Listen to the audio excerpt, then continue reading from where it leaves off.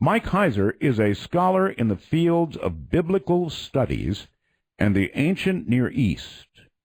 He is currently the academic editor for Logos Bible Software in Bellingham, Washington, and serves as an adjunct professor at 3 colleges and universities.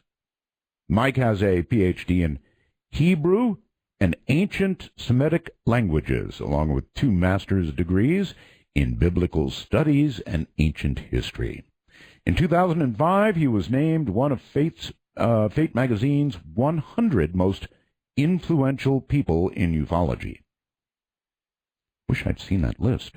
Mike is a well-known critic of ancient astronaut beliefs and for having the Majestic Documents tested by a computational linguist for authenticity. He is also known for his supernatural thriller, The Facade, which focuses on how an ET disclosure might impact traditional religious beliefs. Oh, we're going to have fun with that tonight. And how the alien question might be related to ancient texts, including, of course, the Bible. Mike, welcome to Dark Matter.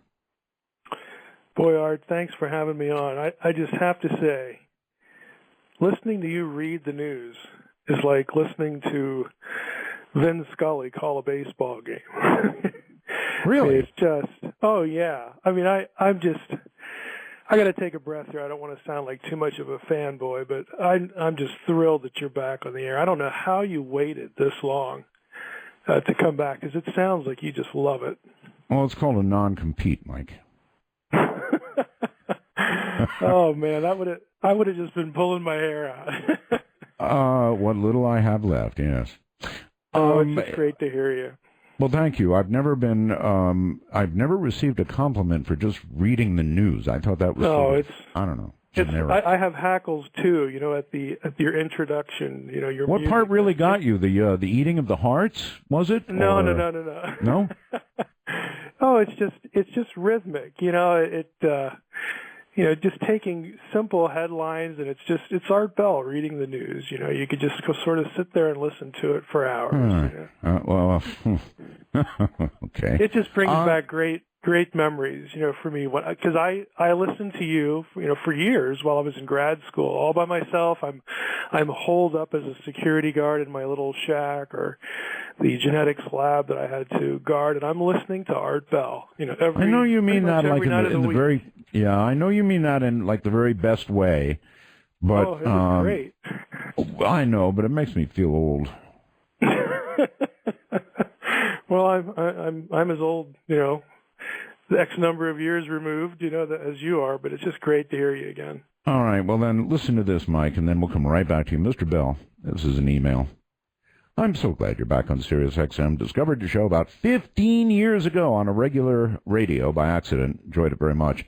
Get this, folks. I had originally heard your show on the island of Okinawa when I was a 9-year-old kid and we lived in Naha. My dad was a pilot in Vietnam. We were stationed on the Rock. And you introduced me to the rock and roll music, became such a big part of my life. You were the first DJ I remember, and I had my little transistor radio I listened to with a single earpiece. Yeah, they refer to something I did when I was there. I was on a teeter-totter in a contest with a couple of Marines. I had a Navy guy as partner, and we were up against 2 Marines. And we went for 57 hours, something like that. Anyway, he ends the email. Remember now, he first heard me when he was 9 years old. I'm 56 now, Art, and will always have a special place for Art Bell in my heart and mind. You're my Wolfman Jack. 56 years old now, and this person first heard me when they were 9. See, it's right. Wow. What you said is right down that alley. Well, it's not quite that far, but that's pretty impressive. At least you didn't hear me when you were 9. All right, let's get started. I want to talk about ufology. I mean, did you hear the first story that I read about the Roswell? Have you heard these rumors? Oh yeah, I've heard them, and I've read. I'll be charitable here, the conflicting accounts of the story of the photos surfacing, and boy, this is just gonna be a big fight. I mean, it's already been a big fight, but it's going to be a big fight. What would you say, Mike? This is just a sort of a what if, but if they released these Roswell photographs, they were authenticated, and it was proven that we were visited by these creatures that, who knows, probably were at Area 51 for a while or disposed of in some manner or are still alive, whatever. In other words, real creatures. If it's proven, what will you say? Well, I would say I'm not terribly surprised. Personally, I don't have any. Really? Yeah, Really? I don't really have any difficulty, theologically or religiously. But on the heels of that, that's me talking. I mean, I can say, well, I'm not real surprised, that, given this or that, it's not really too much of a stretch. I mean, I look at it as an academic. I know that this question has been around literally, for 2,000 years. It goes all the way back to Aristotle, before, this is pre-Christian. Are there other worlds? I mean, everybody's been talking about this for millennia. It's only really been recently that it's just become this scary thing, for religious people. So I would try to get people to pay attention to the conversation that's been happening for so long and say, look, it's a big deal because it is, now we have, evidence of this. But as far as the discussion, I mean, this, sort of just falls right into place. Then the questions change. They become different. It's not, are we alone or not? Then it's like, well, what does this mean? Where do they come from? Are there others? And all this sort of thing. I'd like to live, in the Star Trek world, where there's life, elsewhere and so on and so forth. I mean, I'm known for just asking what I think are reasonable questions about evidence and things like that. But if we ever had it, I wouldn't be unenthusiastic about it at all. But that's me. Don't you think that in this era of discovering suddenly hundreds and hundreds of exoplanets, planets that are like Earth that could conceivably support life, that's a major discovery, you've got to admit, in terms of the probability of life being discovered.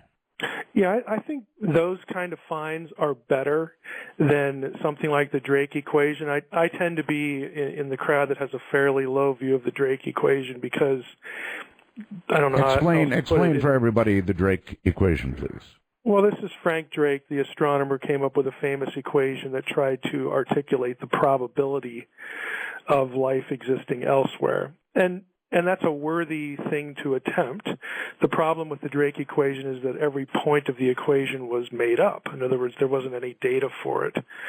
Now, that's why I say this kind of thing. When we actually are starting to get data, there's X number of planets now that, to the best of our scientific ability, will support life. That starts to fill in some of those gaps. And so when I think probability, if someone's talking to me about the Drake equation, it's like whatever. But if they're talking about discoveries like this, to me that helps. Okay, so the last 5 years of the discovery of these exoplanets changes the equation? Well, if you're making a pun there, yes. Sort of, yeah. I would say, yeah, it changes the conversation in this way. I think the conversation on probability actually becomes more data driven than a sort of a contrived equation. And I don't want to say contrived there in a negative sort of way, but because I think it's worth trying to speculate, but without data, that's what you've got. You've got speculation, and I think it's a reasonable conclusion if it becomes a more reasonable conclusion. Let's put it that way. If we have, evidence that there are other places that again, life as we know it could be sustained. It doesn't prove anything, but it does make the probability reasonable. I would think. For me, it gets it on the table. If we didn't have any sort of planet other than Earth that we could talk about in these terms, and then we're going to have this probability discussion. Without that, to me, it doesn't even really deserve to get on the table. Well, we're just looking at little dots of light and saying, man, it would be a great waste of space if there weren't. That's an emotional argument, but I'd rather have data than, I don't want to sound cold here, but I'd rather have data than the emotional argument. All right. Well, we're beginning to get that data, and with those planets, for example, I had somebody from SETI on, Seth Shostak from SETI, and they haven't heard anything yet, Mike. But it occurs to me that if there's all these exoplanets that are like Earth, capable of sustaining life, why do we suppose that life would evolve, I don't know, the way we have technologically, and even have radio or a TV or even imagine it? I think that's a reasonable question to ask, and I've wondered that myself. And you and I aren't alone there. I mean, there are criticisms of SETI in that regard, that why aren't you using a different strategy, to look for this or that. So, the truth is, the blunt truth is we don't really have any reason to make that assumption that they would be communicating the same way. But the reality is that's what's within our reach. And, it's a funding issue. It's a technology issue. It's a garnering enough interest, to get people to care issue. All those things are part of the discussion. You would describe yourself how? As a skeptic? I would describe myself as someone who, again, would like these things to be true, but I want there to be real evidence for it. I'm not impressed with anecdotes. I'm not impressed with emotional arguments. I just like to know, and when I say I believe or think X, I'd like to have something concrete to sort of base that on, to fall back on. So with some people, that makes me a skeptic. With other people, especially, in the more fundamentalistic wing of Christianity, what I've already said tonight is just awful, because there's this tendency to equate the whole question of extraterrestrial life with one of two things, and probably both, and that is the demonic realm, and then, you must, buy into Darwinian evolution. And I'll confess, I'm not really disturbed by evolution. I don't really like materialistic Darwinism, but that's not the same as the idea of evolution. Are you convinced? Are you convinced of evolution, Mike?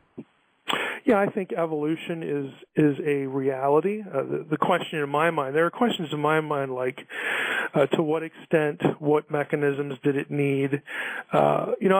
I'm sort of at an advantage here, because when I was in graduate school, the place where I went to church was heavily populated by professors from the hard sciences at the university there, the University of Wisconsin. Right. We had the head of environmental studies, we had the head of botany, we had 2 research physicists, we had a geologist, we had a professor of electrical engineering, we had another one in chemistry. I mean, the people like me in the humanities were like completely outnumbered. And all of them were very serious, about their faith, their theological commitments, and every one of them accepted the idea that, evolution, that's how God did it. No kidding. It's a no-brainer. They just didn't flinch about it. It was not trying to start a conversation with them. Well, what do you think about people who, might be here, even in our church, or some colleague you have somewhere, or some acquaintance that don't agree? To them, it wasn't even a sensible question to ask, but yet they were very serious. Well, I spent 9 years in that environment. And so I just have to chuckle, when I read things or hear things about how this is sort of an all or nothing proposition. We either have to accept this or that, the Bible or evolution. There's no in between. It's like, I just know better. I know intellectually better because I read lots of stuff, but I know by experience as well. That these are not mutually exclusive things. And so I'm not a scientist. I have to depend on scientists to sift arguments for me. I read things that I appreciate, on evolution. I read, there's a lot of debate within the hard sciences about evolution. Evolutionists don't all agree. Right. Isn't it easily said, Mike, that, God may have started the process of evolution, and that sort of cleans it all up right there? Yeah, and that's where most of these guys were. I mean, I think there may have been one or two that would be willing to say it was sort of random. In other words, when you take that position that you just articulated, that God started the process, that involves a deliberate decision. You're speaking of God as a person, with making intelligent decisions and whatnot, and that's the common view for people who are in the sciences who happen to be Christians who accept evolution. There might have been one or two of these people that I knew that would have taken a step back even from that and made it a little more random, closer to what you would think of as a secular Darwin position. They were somewhere in between there. But I agree with you. I think that idea, and then that the sub question is, tell me why God couldn't make that decision. Tell me. Right, exactly. How on what basis would you say that God is limited and kept from making that decision? And to me, that just kills the conversation. But again, that's me. So I'm not troubled by the idea that if there is this thing, this force of nature, and in God's hand, some providential thing that we call evolution, maybe life evolved somewhere else. And then the discussion changes to, well, would God have a purpose in that? What would the point be? What's the relationship between that and us? And, you get into a number of layers of other questions, but I don't think the discussion needs to stop with the first question, about probability and evolution. Simply could have evolved from stardust. I mean, basically, stardust, mud puddles, lightning strikes, you name it, right? Yeah, I mean, see that is an issue because if I were to say that to one of my friends, Professor so and so, he would say, whatever. But someone who's sort of been trained to think that, well, the reason, Art Bell is suggesting that, or the reason someone is saying that is because they want me to accept the idea that, I'm an extraterrestrial, or extraterrestrials are our space brothers. And in other words, because they've sort of been conditioned to respond a certain way, they, unfortunately they won't really stop to think, well, there's 2 or 3 or 4 or 10 different ways to sort of look at this, and they'll kind of gravitate to the one they really dislike, and then, it becomes a real thing to fight over. All right. So with regard to extraterrestrials, you're not married to the idea. No, Nor are you that distant from it that you can't embrace the possibility. No, I like I said, I have this romantic spasm in me that, boy, wouldn't it be nice if Star Trek were real, minus the Klingons and the Romulans, I guess. But, that would be really interesting. It'd be fascinating. It's sort of on my short list of, boy, wouldn't I like to see this before I die, that kind of thing. Oh, but me too. On the other side, well, I have things like let's clone a mammoth and all that kind of stuff. I mean, there are just some things I'd love to see them do. And again, this is on the list too. I'd like to know. But on the other side, I don't think we really have evidence yet. A lot of what people accept as evidence, I just don't think is really good evidence. And so I sort of suspend it and hope, but because I hope one direction doesn't mean I'm going to embrace what I think is a really bad argument. So the people who would ask you to accept the evidence, Mike, or I should say, preponderance of the evidence, when you look back at all the UFO sightings, when you look, all the stories, they claim it all adds up to, it's got to be true. Yeah, they do claim that, and that's the part I have difficulty with. I don't think it adds up to that at all. Okay. Ask yourself this question. I mean, why do we, with the whole UFO thing, why do we think about UFOs and think extraterrestrial? What do you think most people would say? In my case, Mike, I had a sighting, right? A very close sighting, a very convincing sighting. I could have thrown a rock at the damn thing. It floated over my head, or more likely defied gravity, and then I watched it float out across the valley with my wife at that time. And once you've seen something like that, then, yes, you begin to ask questions like the ones you were just talking about. Right. Now, if I saw, and you're referring to the triangle, I remember Yes. You Yes. talking about that on the air at length.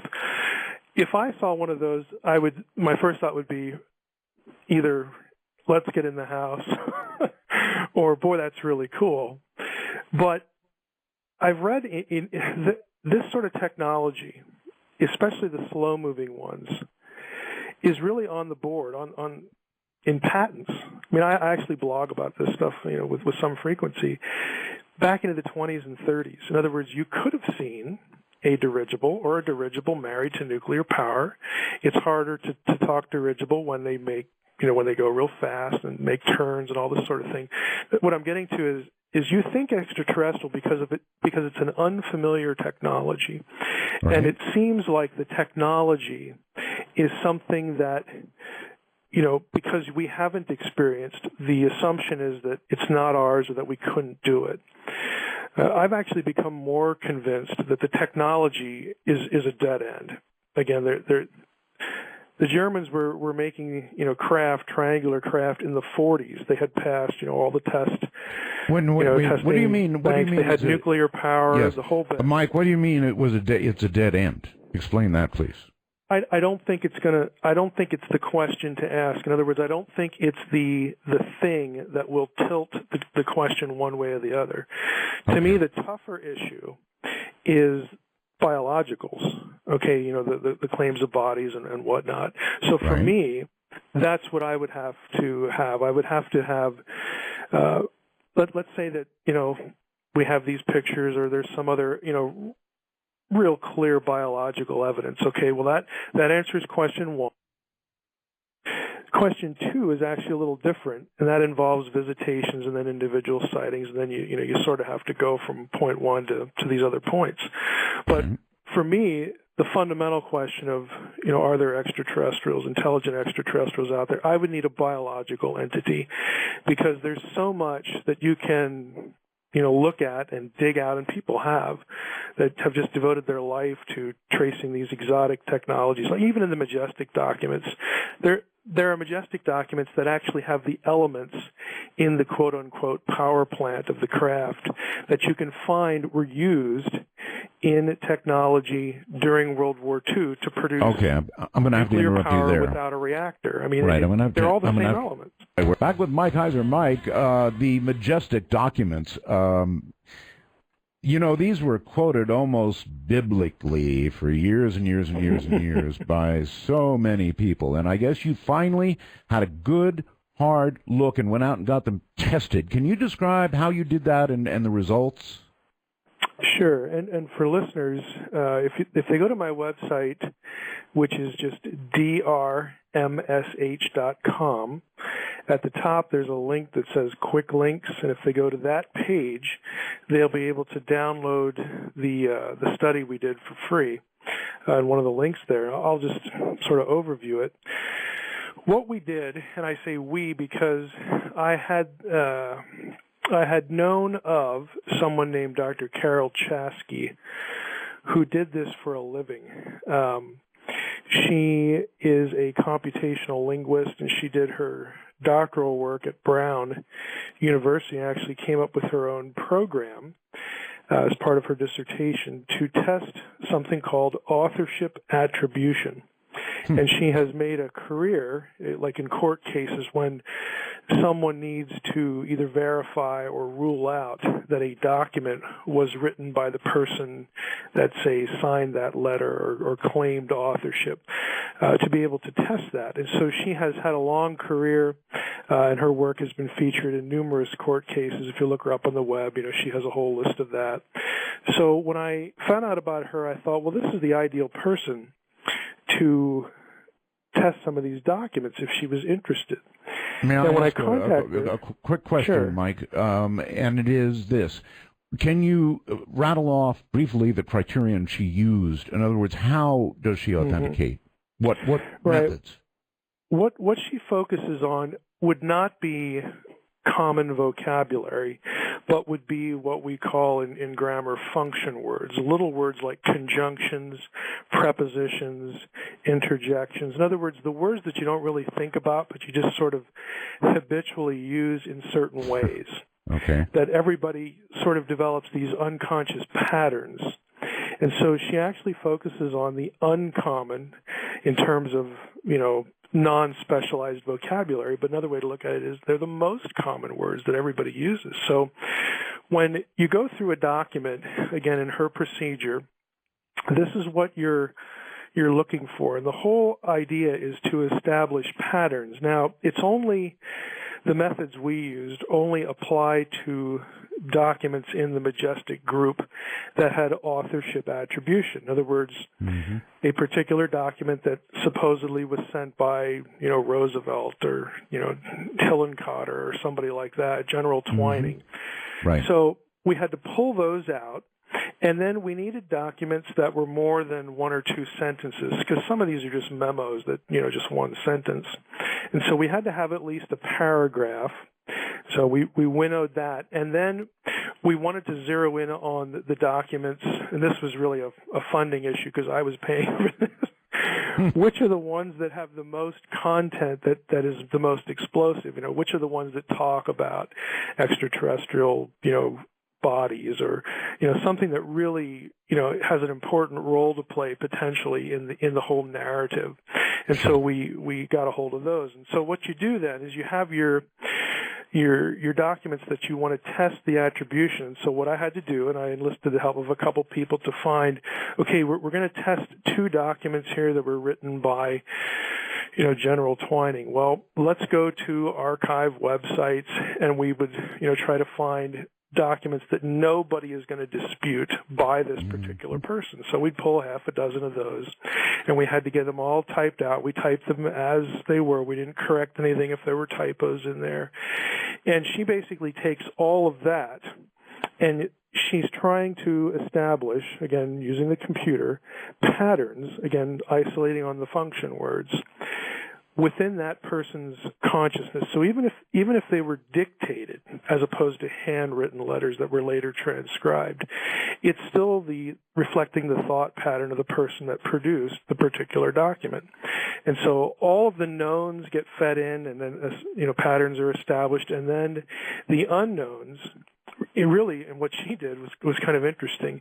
She took all of them, regardless of author attribution, in one round of tests, and sort of put those against all of the knowns by all the different people. There were 17 total documents, 8 or 9 different authors. And I asked her, well, why would you do that round of testing? And she said, if some of these documents, regardless of who the authorship is attributed to, if they start matching each other, regardless of the name, that's going to tell us that there may have been a common hand in producing them. I've got it, right. Let me just I didn't even pause think for of one second, and that's fascinating. What is her record? In other words, this sort of a test must have some sort of percentage of success associated with it historically, right? Well, there's going to be, in the results that are produced, you're going to have this. If you look at the actual document, the actual article on the website, I have the Excel tables reproduced in that document. It's a PDF. And there's going to be a number. I hate to use the word percentage, but I'm not a math person, so I'll use it. There's a percentile number that is produced by the databases and the procedures that she uses, and she will then. She actually would tell me, because I can't decipher this.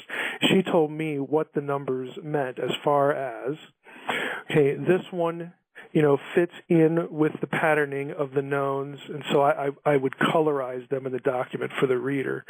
This one doesn't, this one does, and then she actually we went through every line of the spreadsheet, and she said she would highlight which ones that appeared to her eye mathematically, again, Okay, according Mike. to the process, by a common hand. Mike, I'm sorry to interrupt. I know you're having a hard time hearing me when I start to talk, but this is really important to me to understand what her record is. In other words, what her in past judgments of the same sort.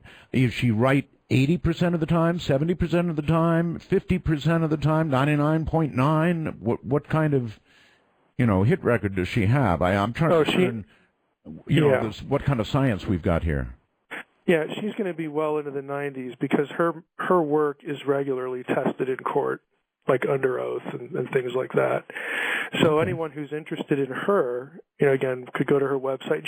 She describes different court cases that she's been part of, and what she did, what she was asked to do. No, it's just fine. If it's in the 90s, that's fine. I just wanted to understand the science that we were hearing about. So, I think genetics is like in the billions, right? Only one chance in 5 billion. That's not your child. So, right. 90% or better. Right. So what the end result was of the 17 documents that were tested. Again, it's a limited pool, and only the ones that have an authorship attribution. Right. Only one of them she was able to look at and say, this one is legit. And that was the General Twining memo to General George Shulgin. It's a 1947 document.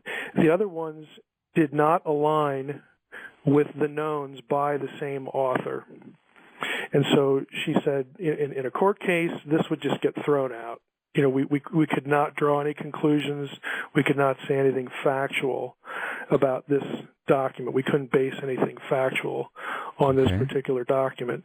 So one passed the test. The most interesting thing to me was that 8 of them had authorial affinities with documents in the pool that were supposedly authored by somebody else.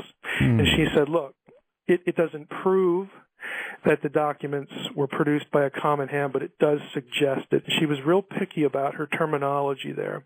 And I reproduced her terminology in the document. She would say it doesn't prove that they were all, manufactured by the same hand, but it sort of... Quick question, Mike. The Twining document, the one that she authenticated, could you give all of us an idea of what was the essence of the Twining?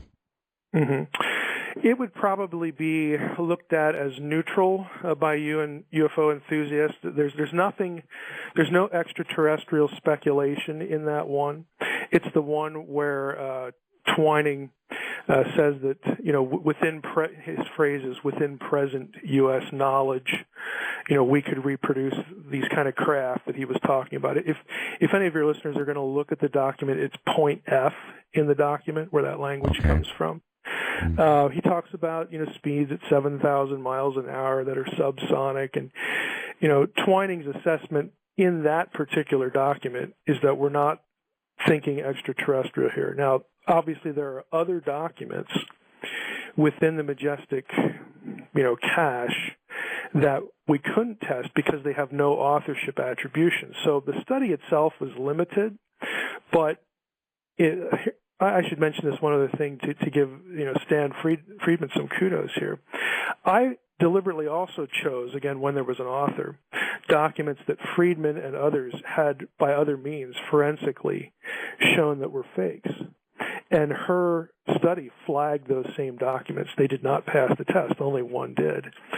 So I didn't tell her about that either. I sort of used that for my own sake, that because I don't understand the science, I'm depending on her. Sure. To me, there would have been something wrong if one of those came up good when I knew they weren't.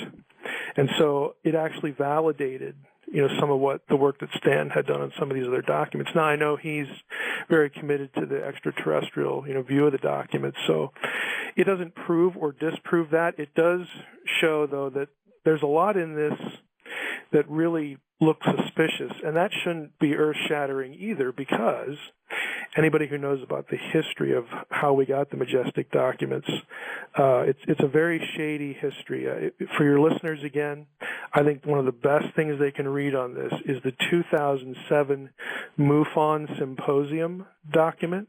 That was an update on Majestic research. I have a link to that on my quick link site. But I'm kind of sour on the Majestic Documents, and I know that there's a lot that's post 1989, which is a year that matters for this this discussion, that could very well be genuine, and some of the older ones might be, but it's got such a checkered history that I don't feel like I can trust them for a whole lot. Okay, so other than the Twining document, the others showed basically attributes that would say, look here, the same person wrote all of these, except this one. Yeah, for instance, you'd be looking at a Hillenkotter document that matched the profile of a JFK document. Now, that just shouldn't happen. No. Because they're different people. And she just flagged, 8 of the 17 just sort of, stuck out like sore thumbs, to her, that she just thought there's just something not right here. And she flagged those right off the bat. And the other ones didn't pass the test for, other reasons. But those 8, she said, there's 8 in here that they just look suspicious. Okay. And my next question for you, Mike, would be the UFO community. In other words, when you came out with these findings, how did the UFO community react to it? Was there a lot of anger? Were people lashing out at you, or what happened? Well, it was mixed, as you might expect. I unveiled this at a conference in Roswell, and Rich Dolan and I talked afterwards, and Rich was really enthusiastic about it. I mean, he more or less said, this is the kind of thing that we need to be doing, and I expect that from Rich. I think Rich is a serious researcher and have a high regard for his commitment to doing real research. My biggest disappointment was actually Stan Friedman, because he didn't want to really hear anything about it. I think he somehow got my novel, which has a lot of, there's a lot of religious angle to it, and the whole UFO question, confused with this report, because he just sort of went off on it, and I was a religious fundamentalist or something like that. It's like, Stan, it validates this other work you did. I think you might want to actually read the document, and not get it confused with the novel. So it was mixed, but that wasn't a surprise, and that's okay. I just wanted to try. Is it unfair, Mike, to suggest, as Stanton seemed to, that your religious background influenced you in some way? I mean, I think it's a fair question. Well, it would be if I had written any of the documents, and if I was the computational linguist that had it tested, and I was the computational linguist that produced the program that had it tested. I'm none of those things. I was just the guy that said, hey, here's somebody who does this for a living. Would she be interested in, testing these documents? And she was. So, it didn't really go anywhere as far as a huge, impact, because, to be honest with you, people are sort of committed, to what side of this question they're on. Most people, are more interested in looking at evidence that kind of, leans the way they hope it leans. I wanted to know, because I'm a language guy, and we do this kind of work, in the office with not forensic, authorship attribution, but we do lots of stuff with software that applies to languages. And so this just seemed an area that I could actually contribute something, into ufology. So we did it. Okay. Well, it certainly wouldn't surprise you, Mike, would it, that a lot of people would perhaps accept Stanton's notion that you are committed to a particular point of view, and this fits that point of view. And I'm not suggesting that there's anything wrong with the findings or the testing or anything else, but I can see why people, might say you're married with a certain point of view as well. Well, I don't really care one way or the other. I mean, if there are aliens out there, then great. I just like to know, and I'd like there to be real evidence. I don't want cloak and dagger anecdotes. I don't want, accusations going from this ufologist back to that ufologist where I have to pick which one I like. And that is not data. Mm. And if that irritates people, well, so be it. I'm not responsible for that. Okay. All right. No, that's entirely fair. You've also debunked the ancient astronaut idea, right? I mean, what about the long runways down south and all of that, all the rocks that have been decorated, seeming to show aliens with space helmets and all of it, Mike? Why? In what way do you feel? In other words, do you have something, I don't know, equivalent to what you did with the Majestic Documents when it comes to ancient alien theory? Well, I don't. In my mind, I distinguish everything we've talked about up to this point. The question of, are there extraterrestrials? Are these documents real or not? So on and so forth. I distinguish all of that. To me, that's serious ufology. Right. The ancient alien stuff, I don't take seriously at all, because I do know ancient texts and I do know ancient history. I know where to get to information in archaeology and anthropology and all this stuff. And that part, and I know they get lumped together, and I understand why they get lumped together, but I treat one seriously and I treat the other not seriously, because frankly the work is extraordinarily poor and in many cases just literally made up. And I don't think it really deserves the amount of attention that the other part of ufology gets. Well, there is some hard evidence in forms of pictograms in the form of what appear to be runways, that kind of thing. How do you handle that? So we have a pictogram from a foreign culture. Mm-hmm. We have no text that tells us what it is. Very true. So what we have, and this is just the blunt reality, okay? This is Realville here. We have a picture that I'm going to use my 21st century mind, part of which is influenced by this narrative, and now I'm going to interpret that picture. I could be miles and miles and miles and miles and miles away from anything accurate, and in most cases, people have been able to produce the same picture in other provenanced objects where it's clear as to what the purpose of this thing was, or there might be a text that goes with it. That's when you really get lucky, when there's actually textual material that goes with it. And enough bad work has been demonstrated in that area, and it's inherently subjective. Again, to me, it's the badness of the work that's out there that, I will admit, colors my opinion of the enterprise, of the whole thing. I'll give you an example. You have these quote-unquote reptilian figurines that are circulating on the web, and people are referring to them as Anunnaki figurines. Well, guess what? Yeah, they come from Iraq, but they come from a civilization that predated writing period.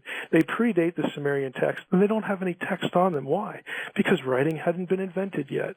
There is nothing about the object that tells you anything about it, that identifies it in any way, but people will take it and just run with it. All right, Mike, welcome back. I guess you're not married to much of the Anunnaki stuff, right?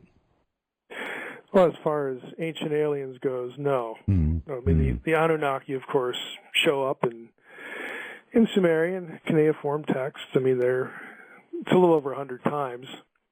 I should say something. I don't know whether to encourage people to go see this or not. One of the things I did on my website that's devoted to Zecharia Sitchin and ancient astronaut stuff was, I figured, well, I don't want people to just take my word for it. When I say insane things like, look, the fundamental ideas of what Zecharia Sitchin is saying, that the Anunnaki come from Nibiru, that they were here to mine gold, that Nibiru is this planet beyond Saturn, and all really the fundamental tenets of the system. Right. Rather than take my word for it, what I did was I created a screen capture video of me going to a website called the Electronic Text Corpus of Sumerian Literature. And I know it doesn't sound exciting. Talk about things that do not translate well to radio, or really anything for that matter. I put in a search for the term Anunnaki, and the video is me putting the search term in, clicking the button, getting all of the occurrences of the term Anunnaki, where they occur in the tablets, getting them back in the search, showing people, now look, if you hit TR here, that takes you to an English translation. There are 117 or so of these. This is on my website, the Sitchin website, And you did this why? So that people could watch it and do it themselves. Because I don't like arguments from authority. Yeah, here's Mike with the PhD in ancient Semitic languages and all this stuff. Big deal. Okay, you should not have to depend on what Mike says about this. Go to the site, run the search, click the translation, and you will see that I'm correct here. Okay, none of these ideas about the Anunnaki that Sitchin really depends on to roll out his extraterrestrial narrative. The texts don't say anything about the Anunnaki in regard to these items at all. It literally doesn't even exist. It's not a question of, well, Mike would translate it this way, but someone else would translate it that way. I'm saying the material doesn't even exist. Now, if I made a crazy claim like that, without knowing that it was real, I mean, I'd have to have my head examined, okay? But I got so tired of trying to explain to people this is not a translation issue, at least in regard to the Anunnaki. Are you suggesting by implication that Zechariah needs his head examined? No, the late Zechariah Sitchin did not need his head examined.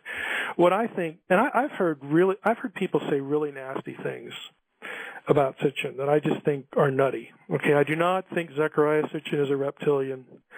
Okay, I do not think he was an Illuminati agent. No, but you think everything pretty much that he thought was wrong.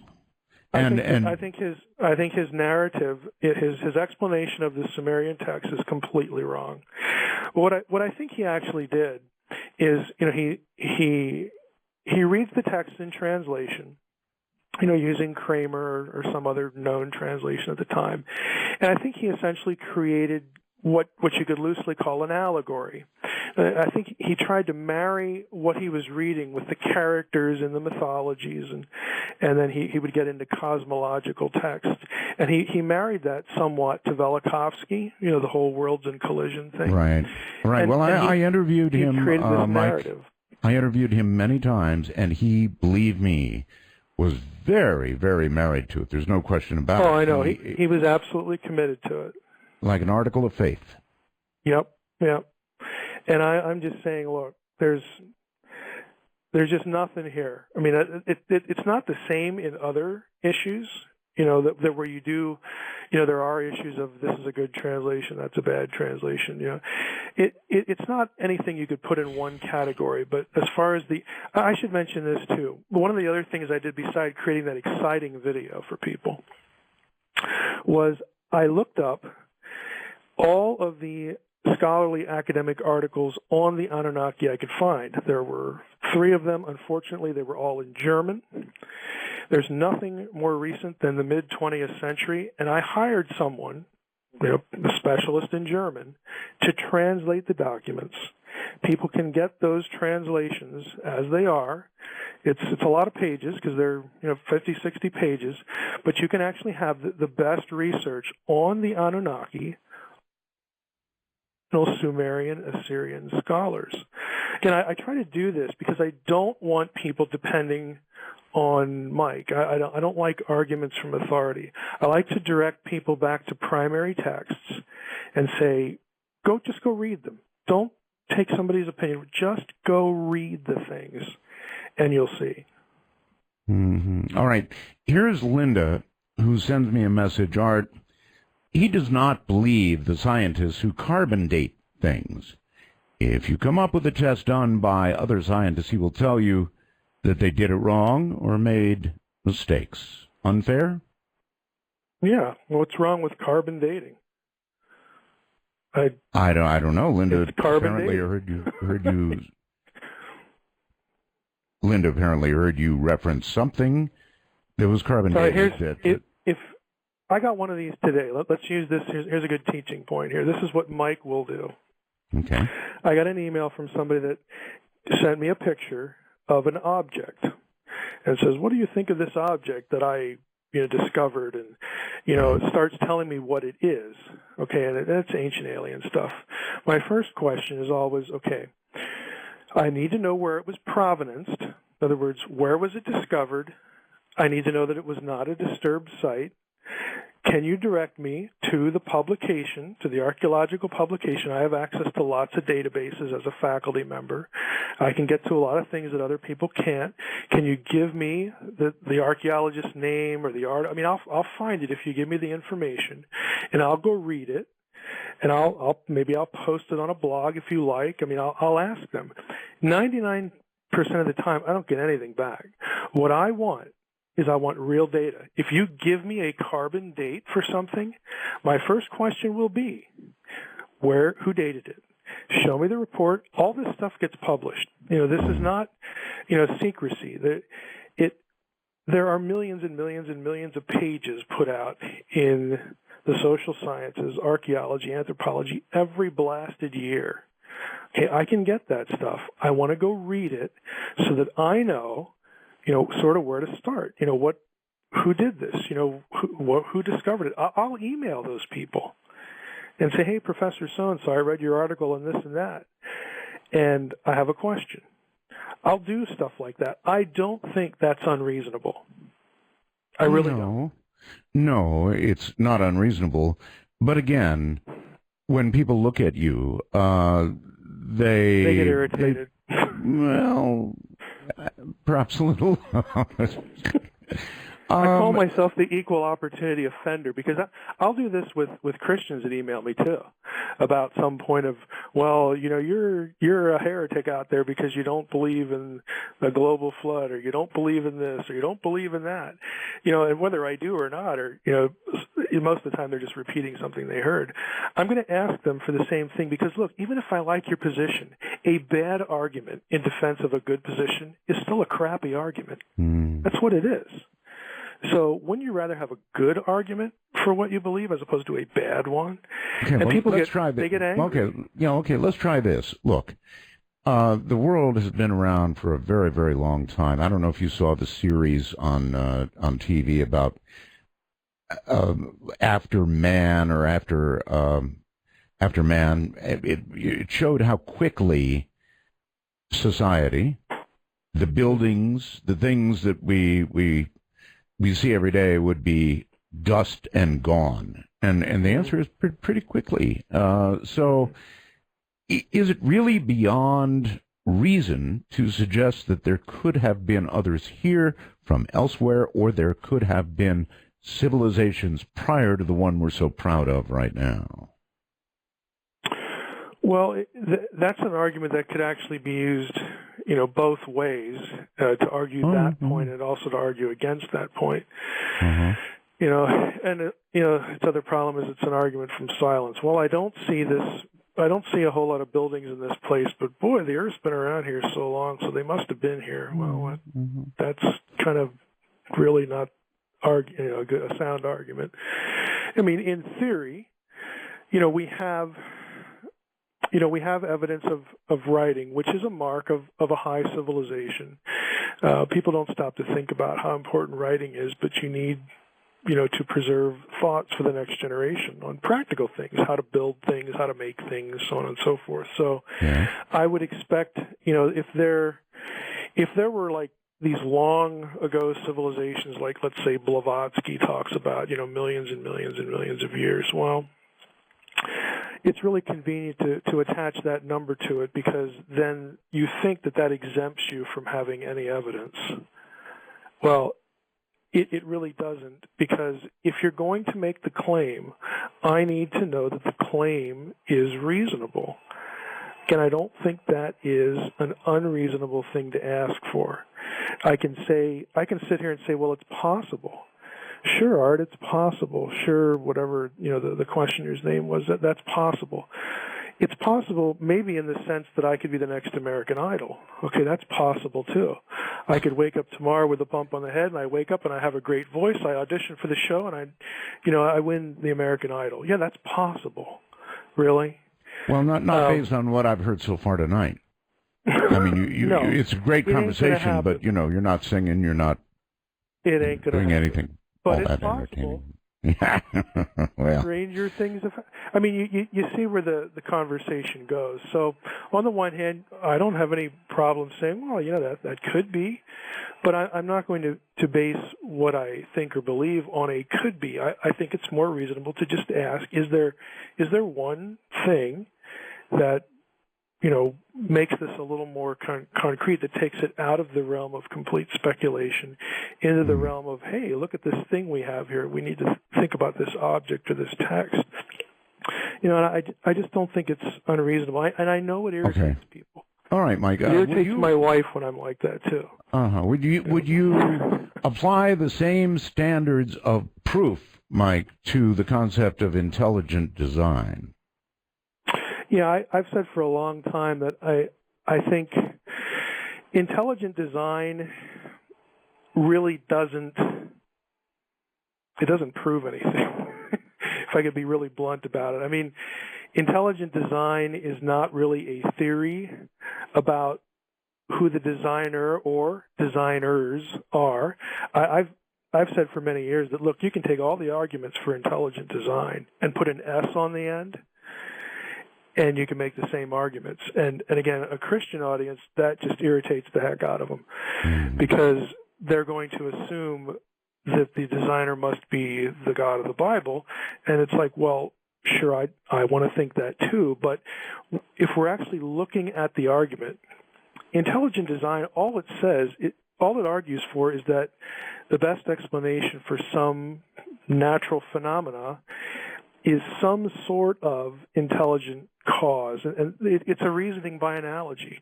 Here's a thing that looks like it has intricate design, therefore it maybe had a designer. Okay, that's wonderful if you can test it. But ultimately, at the end of the day, even if you're right, you still don't know who the designer is. Okay? And so it's extremely limited. I don't want to say it's not useful, because I think it is. I don't want to see God divorced from the conversation, about creation and things like that. But the other side of it is it's quite limited. It's more limited than the average person who gets excited about it, really thinks about it. Do you believe in intelligent design, one way or the other, whether you say God did it or it was a natural process? With somebody's hand in it, or an extraterrestrial hand, or whatever, do you believe in intelligent design, or is it all random? I do believe that there is a creator. Okay. A creator. Right. Okay. And what I mean by that is I see a philosophical necessity to have a distinction between creation and the causation, some causation, whether that's an impersonal thing like Big Bang or whatever, you're at a different level of questioning there. But I don't see all as one. I'm not a monist. I would be a dualist, that there's a distinction between creation and then its causation. And so because I hold that position, I think that there are some things that do speak to intelligent design, but in terms of an honest philosophical argument, winning that particular argument does not link that argument to a specific creator. I mean, that's just being honest, with the philosophical argument. And most intelligent design theorists themselves will tell you that. I mean, when this kind of stuff filters down into the lay community and in the internet, then it starts to become more of a religious argument.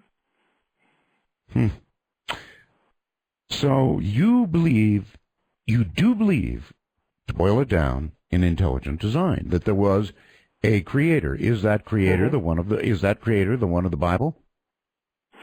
I think that any creator would have to be a creator like is described in the Bible, and that is totally distinct from creation, and again, characteristics of omnipotence and that sort of thing. I don't believe, however, that creation had to be perfect. In fact, I actually think, and this gets me in trouble again with the Christian camp, I don't think that the Bible describes a perfect creation. That opens all kind of worms for that audience, but when you start to say things like, well, the creator would have done this or that, or would not have done this or that, and evolutionists who want to be materialists, who are atheistic, they say these things all the time. Well, you can't have intelligent design because God wouldn't have done this, would he? Well, you're making a theological argument. I hope you realize that, Mr. Scientist. That's a theological argument. You're telling me what the deity that you don't believe in would or would not have done. That's not a science-based argument. That is a theological argument.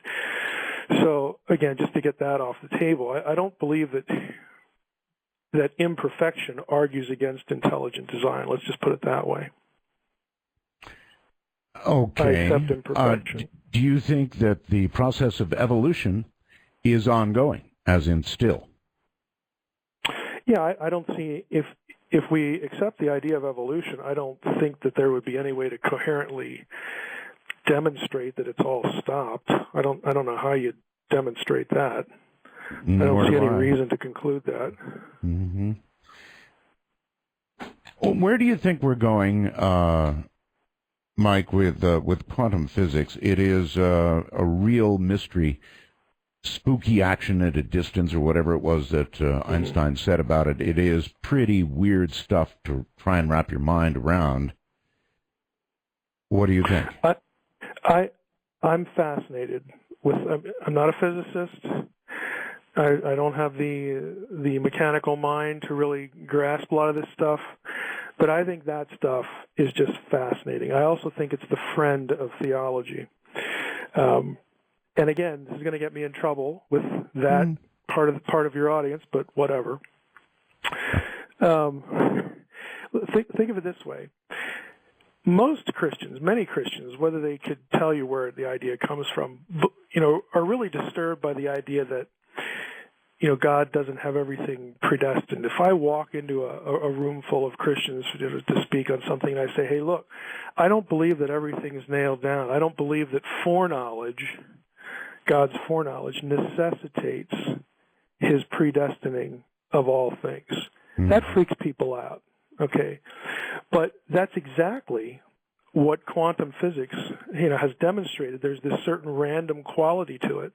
And I can show you passages in the New Testament that talk about how creation mirrors the character of the Creator. I can take you to passages that very clearly show that God foreknows things that do not come to pass, and that tells you immediately, point blank, that God knew something that didn't come to pass, therefore that thing was not predestinated. But I hate to say it this way, a lot of Christians are not very familiar with their Bible. They aren't aware of a lot of these things in it. Again, the academics, this stuff gets thrown around all the time. But when you try to, do stuff on the internet, when you try to do stuff on radio, you try to get people interested in the discussion. People don't like it. I don't know how else to put it. I mean, wouldn't it be interesting to actually give the Bible to that same lady who looked at the Majestic Documents? We have actually talked to her about that. This is an interesting rabbit trail. Oh, really? Her undergraduate degree, Carol's undergraduate degree, was in Greek. So I'll just describe what we have asked her in the past. There are certain books of the New Testament that are what are called disputed authorship books. The pastoral epistles, for instance, that would be 1st and 2nd Timothy and Titus, are sort of notorious in the academic realm for scholars fighting about, did Paul really write this or not? So we've asked her, hey, are you interested in this because we can give you, the digital form of the Greek New Testament and check out authorship attribution. And of course, she brings up the obvious problem.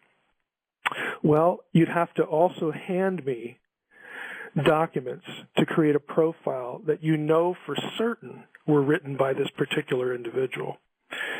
And she, and frankly, we wonder, could we do that? Because most of Paul's letters, we'll just use Paul for an example, most of Paul's letters are disputed in some way at some point in the letters, even the ones that are sort of, everybody accepts as genuinely Pauline.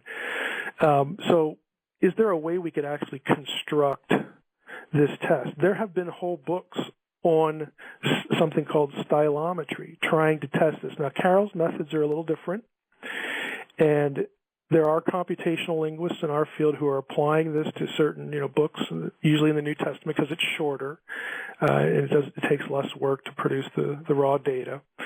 And the results are mixed, but she'd have her own unique approach. So that might happen. We might be able to, convince her to do this, and it would have to be worthwhile. We'd want to get something publishable out of it. But there are scholars who do that. You wouldn't be afraid of that. Oh no, I think it'd be very interesting. Again, my view of inspiration. This is a theological term that Christians throw around a lot, and conservative Jews throw it around too. That Scripture comes from God. Well, I believe that. I think that God. If I embrace the idea of a creator, the idea that a deity could influence somebody to write something seems like a pretty short jump. I mean, I can do that. I can influence somebody to write something down for posterity, big deal. So I don't view inspiration as this paranormal event, like the prophet wakes up and starts making breakfast, and then, God zaps him, and his mind, leaves his body, and then he wakes up an hour later and looks down at a text and says, boy, wow, look at that. Didn't I do a great job of that? That isn't the way it's described, even in the Bible.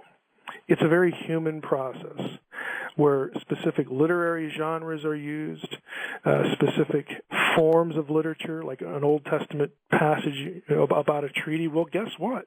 It'll conform to treaty patterns in the ancient Near East. Law codes will conform. Writers would do this because if they didn't do it, you'd think they were hacks. You'd think they wouldn't know what they're doing. Like, doesn't this guy know how to write a treaty? I mean, what a bonehead. Okay, the writers were people. And they used the tools, the knowledge, the vocabulary at their time to produce what, I would say what God wanted them ultimately to do. I have a very providential view of inspiration that's very human, but God plays the ultimate role, preparing them in their lives for that moment to produce that thing. The original Adam and Eve is even possible. I mean, there are genetic arguments, I guess, against it. Is that true? Yeah, there are certainly genetic arguments against it. I've actually followed this one for the last 2 or 3 years pretty closely. It's quite controversial even within Christian circles because you have Christian geneticists on both sides of this one. Here in my neck of the woods, there is the guy lives who more or less started the whole thing. Dennis Venema up at Trinity Western produced an article that really argued against a historical Adam and Eve because of statistics, that you can't account for populations as we know them as coming from a single pair. And that's been batted around quite a bit. Some people, and I think about this, some people would say, well, we don't really need to care about a single pair because if we go back to a literal reading of Genesis after the flood, we have more than one pair. We have 4, Noah and his sons. And so then the argument proceeds from there. My view is I don't think that theologically we have to affirm a historical Adam, although I'm not convinced that we shouldn't affirm that. In other words, I think the genetics is still divided on the issue. So I think, 5, 10, 20 years, we may, statistical genetics might be an area that really gets a lot of attention. More work's put into it. We might have something more conclusive than it is now. But there are good arguments. You sound pretty unsure, but what I noticed is our I don't know where to come down. Yeah, but I have noticed that arguments that could go either way, um, like somebody who is a little married to what he believes, you have them fall down in your direction. Oh, I don't know means I Is don't it? know. Okay. Now, Okay. for your readers or your listeners, I think one of the better books on this is by a guy named Peter Enns. It's about the historical Adam, the evolution of Adam. It's called. Enns is an Old Testament scholar like I am. I know Pete. He got into trouble for a neutral position on this, or actually one that favored the evolutionary argument. But his argument is actually text-based, and that is he marshals a lot of evidence, and he's depending on the dissertation that somebody else wrote, in part, that the story of Adam is actually a deliberate parallel to the story of Israel. And if that's the case, then the whole point of the story of Adam might be, again, something literary, talking about the nation, using this story to parallel the history of the nation. And you mean metaphorical? It's a metaphorical thing? I mean that right. And I think he does a good job of laying it out for the non-specialist. It's controversial. I like parts of what his argument says. I like I don't like other parts of it, but I think in this case, I don't think genetics lies, obviously. I do think, though, that, and the people who are in the field will tell you this in the articles they produce, that statistical genetics is still somewhat new because the genome isn't that recent. It's a burgeoning field. So I think for this one, it's like 10, 20 years down the road, we may have something more conclusive. But either way, in terms of biblical scholarship or theology, I think this is something that can go either way. And I know that would upset a lot of people for different reasons. But again, for those of you who are Christians out there listening, I can say this because I do not take Romans 5 the same way most of you do. So we'll just leave it there, I guess. Then it becomes a theological argument. So when you get to the genetics, you would think the percentages would be way below what the MJ-12 document reader was able to achieve. I don't know that I'm qualified to comment on a comparison because I don't really know either field. But, genetics doesn't lie. I mean, we depend on genetics for a lot of different things, in terms of medicine, agriculture, all sorts of things. I mean, genetics is genetics. I mean, it's real. The data are real. The issue is the statistical analysis of the data, so who knows? I mean, Carol might be able to look at it and say, well, this is like what I do or not like what I do. I'm just not qualified to say that, make that comparison. Okay. Well, I was just interested in the weight that you put on one versus the other. If people want to go, I would, if you're interested in this question for your listeners, again, if you go to my website, drmsh.com, up at the top, one of my blogs, it's called The Naked Bible. You click on that, and you can go to that site, and on that site, there's a tab that talks about anthropology, biblical anthropology, which includes the Adam question, and there's one on Romans 5. Again, it's a key passage in this.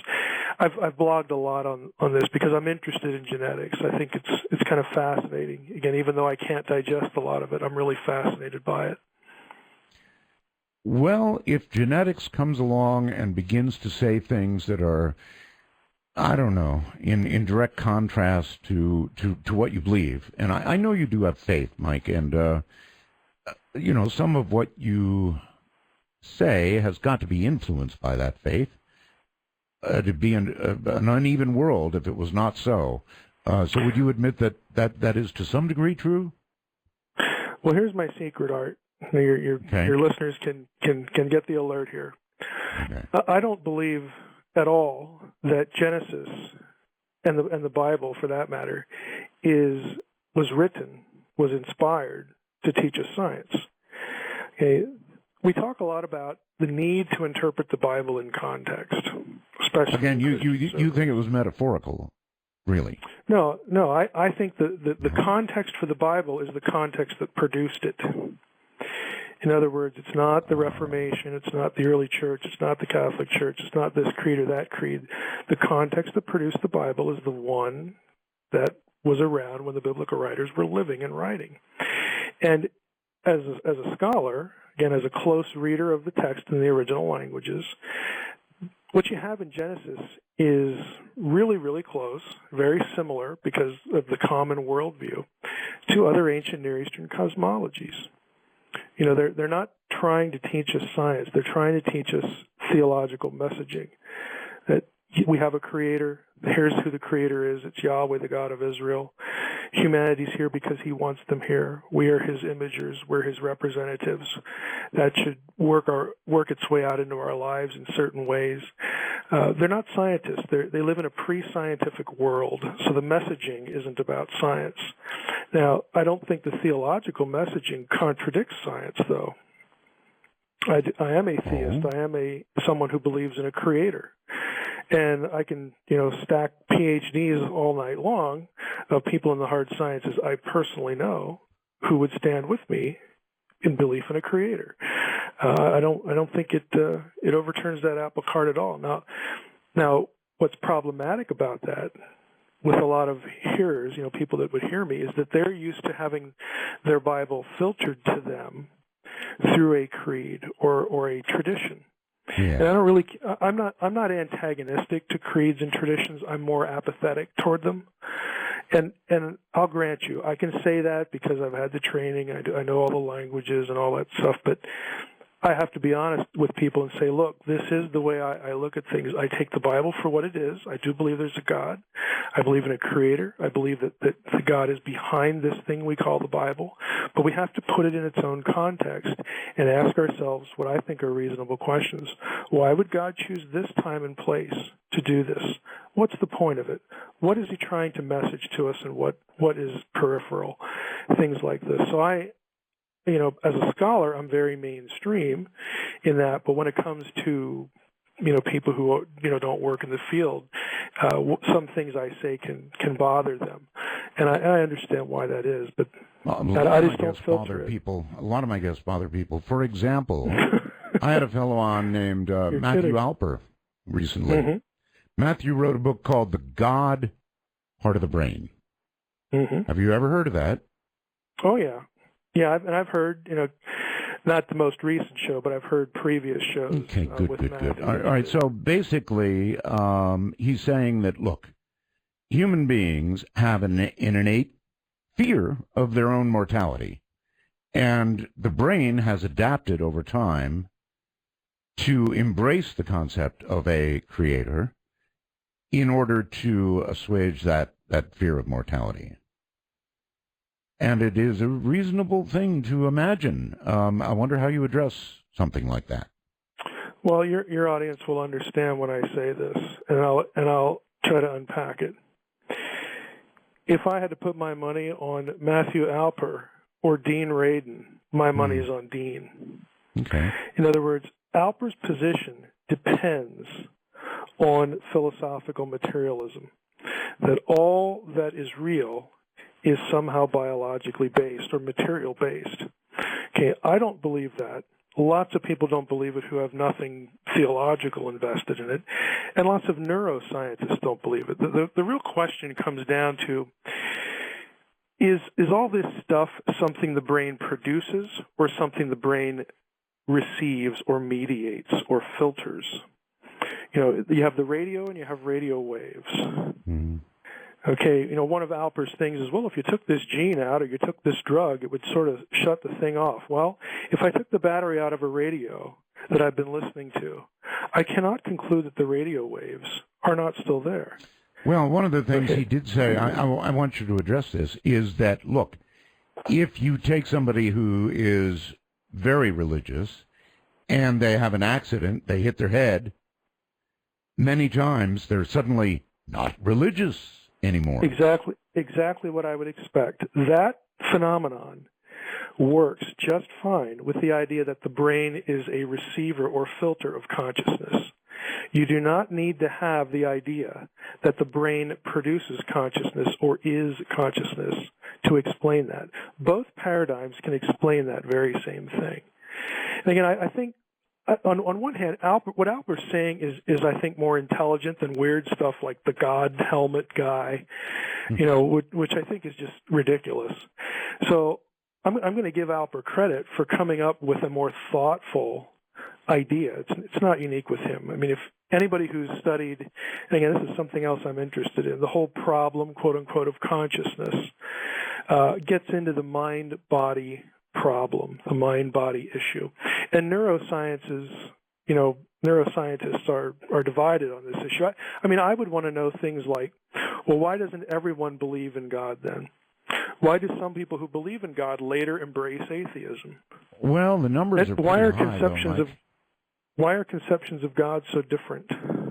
Right. Let me repeat. The percentages are very, very high. I mean, even if you go to islands... Percentages for which? Those who believe either in God or a God. Those who worship. It's almost universal. You can go to islands that have been barely touched. I would expect that. Okay.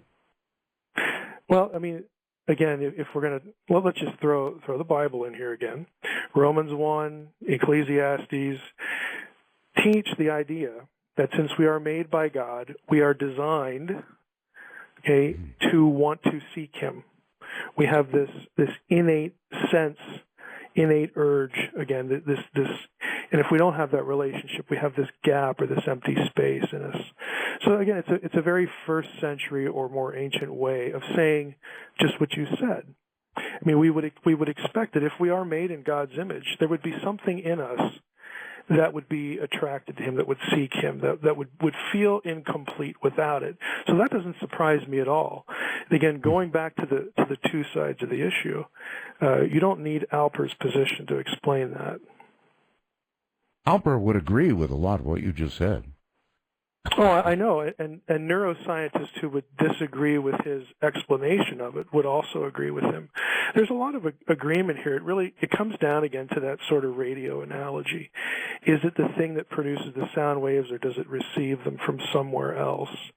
So ultimately, it comes down to this issue of, are you a materialist or are you not? Okay. What about, let's go back for a second to intelligent design. What about the argument that as we look around us every day, Mike, everything is just as it has to be?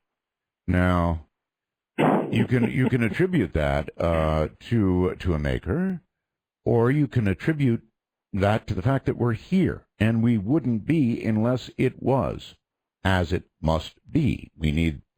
we came up in a world where we need this kind of oxygen mix, the right gases, the right, there's water, there's everything that we need. Mm-hmm. Well, you can attribute that to a designer, if you wish, or you can attribute it to the fact that it couldn't be any other way and have a speed. Right, well, that's true. And someone who, I mean, you've interviewed Hugh Ross before, and this is exactly where Hugh Ross is at. The so-called anthropic principle.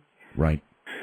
The second option, if I were Hugh Ross, I would say, well, isn't that less of an explanation than the first option? Because the first option allows the second to exist, whereas the second one doesn't allow the first to exist. In other words, we're designed as intelligent beings, and intelligent beings will at some point ask that question.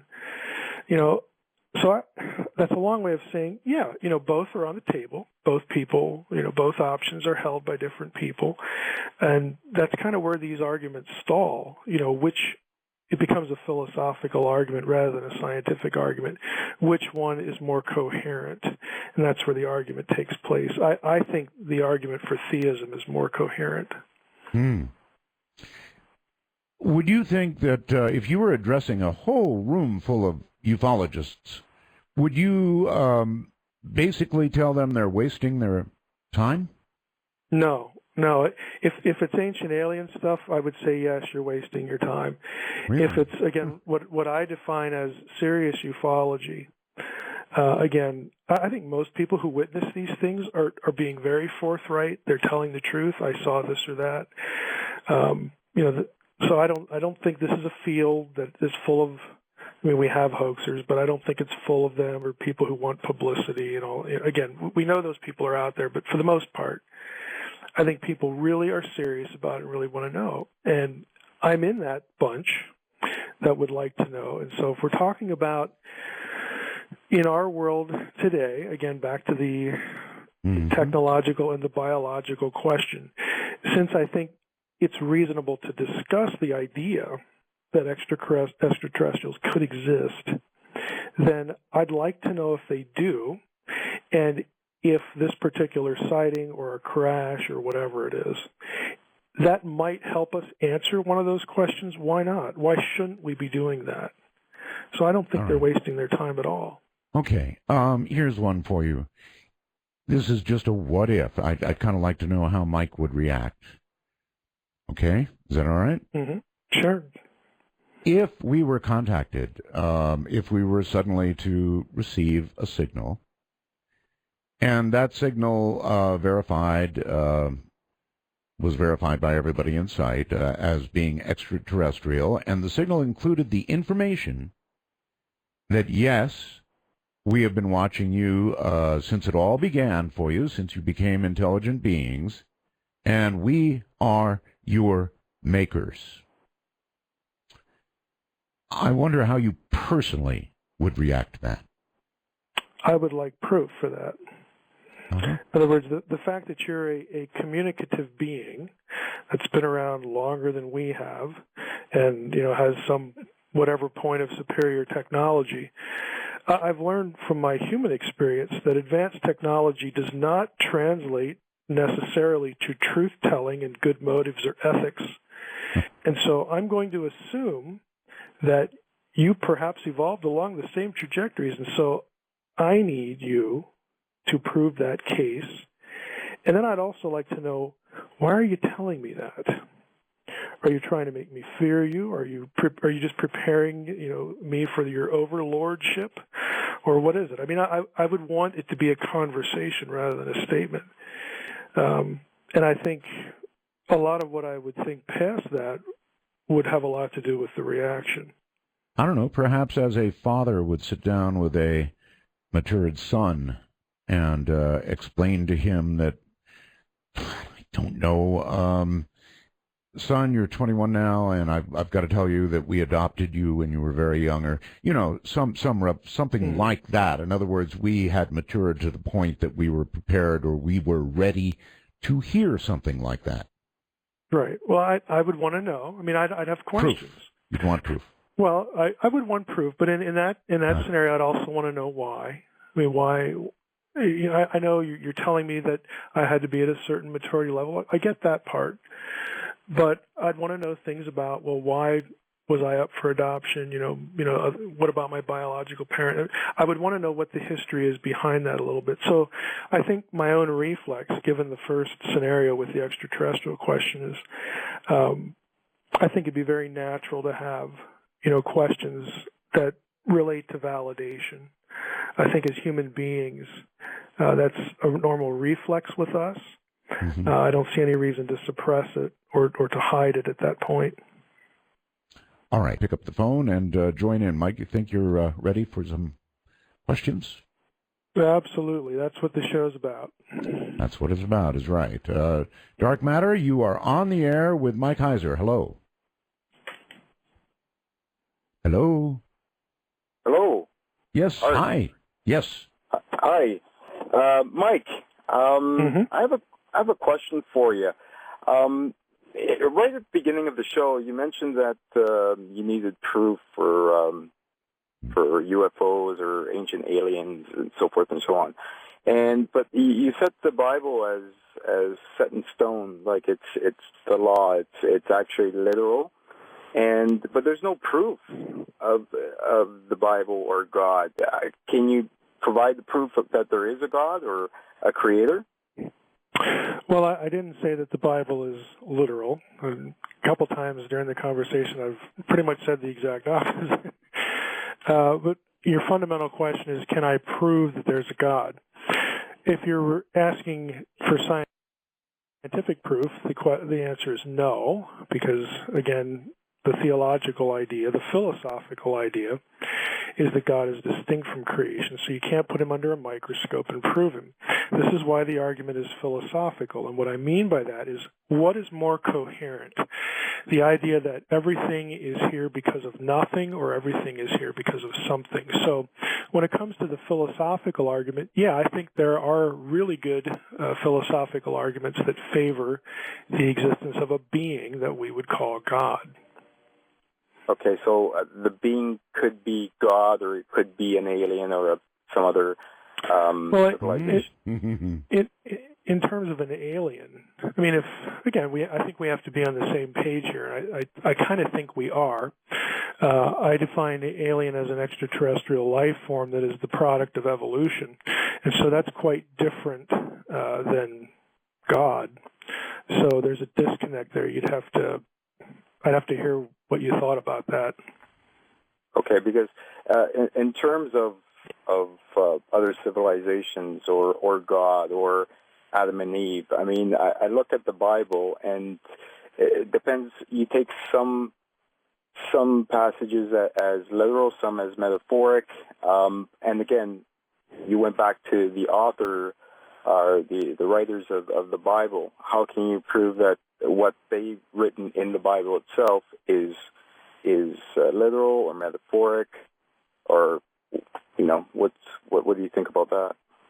Well, on one level, I don't care, because I think the point of the Bible is not to teach us science.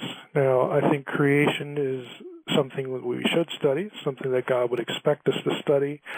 Science is just as much of a worthy endeavor as pastoring a church or something like that. It's about a set of ideas, and I think the ideas, not just with the Bible, but other ancient texts, are coherent.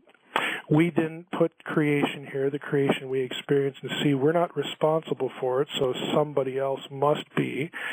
Okay, that takes you into this idea of a creator. Again, I think that's a reasonable assumption. It didn't make itself. But Mike, I think that a lot of ideas that talk about previous civilizations and or creatures from elsewhere, they're coherent. I think a lot of these ideas are coherent. And it does seem to me, Mike, that when it comes to those sorts of things, you demand a very great level of proof. But when it comes, you know where I'm going, right? Yeah. Oh, yeah. Yeah. Maybe that's kind of what the caller's saying here. Well, when it comes to the demand for proof for a biological entity, I would like biology. When it comes to the demand for proof for a non-biological entity like God, then I think by definition we have to look at it philosophically, the rules of logic and things. It's kind of the difference between scientific evidence and legal evidence. We use them both, but they're not the same, and we can argue about which one's better. But the fact is that each of them applies in its different realm. And so, I can't reproduce a crime or some event that happened in court, but I can argue, again, using the rules of logic and points of evidence, for this scenario is more coherent than this other scenario over here. So I think the requirements for both are appropriate to the realms in which they're operating. Caller? So you have faith in God, but in terms of a biological being, you need actual physical proof. Your faith in God is basically your proof that there is a creator, which you call God, correct? But if I would not use the word faith. I would use the idea that there is a God is more reasonable. I don't really divorce reason and faith, that much. And I mean, some people do, some people don't. But I think faith without reason is pretty useless. Right. I mean, I look at faith as just something in your head, just something that you believe in, but there is no actual proof. But faith. But you do have reasons that you believe in whatever it is you believe. And I think that's perfectly appropriate. So what I'm saying is I believe that it's more coherent to believe in a creator than not. To me, that's more reasonable. And, this isn't a logic class, so we don't need to, go down a really boring road for radio. But I'm hoping you get the idea. Yeah, I do. I'm just trying to understand, like, faith and actual proof of a biological being being the creator.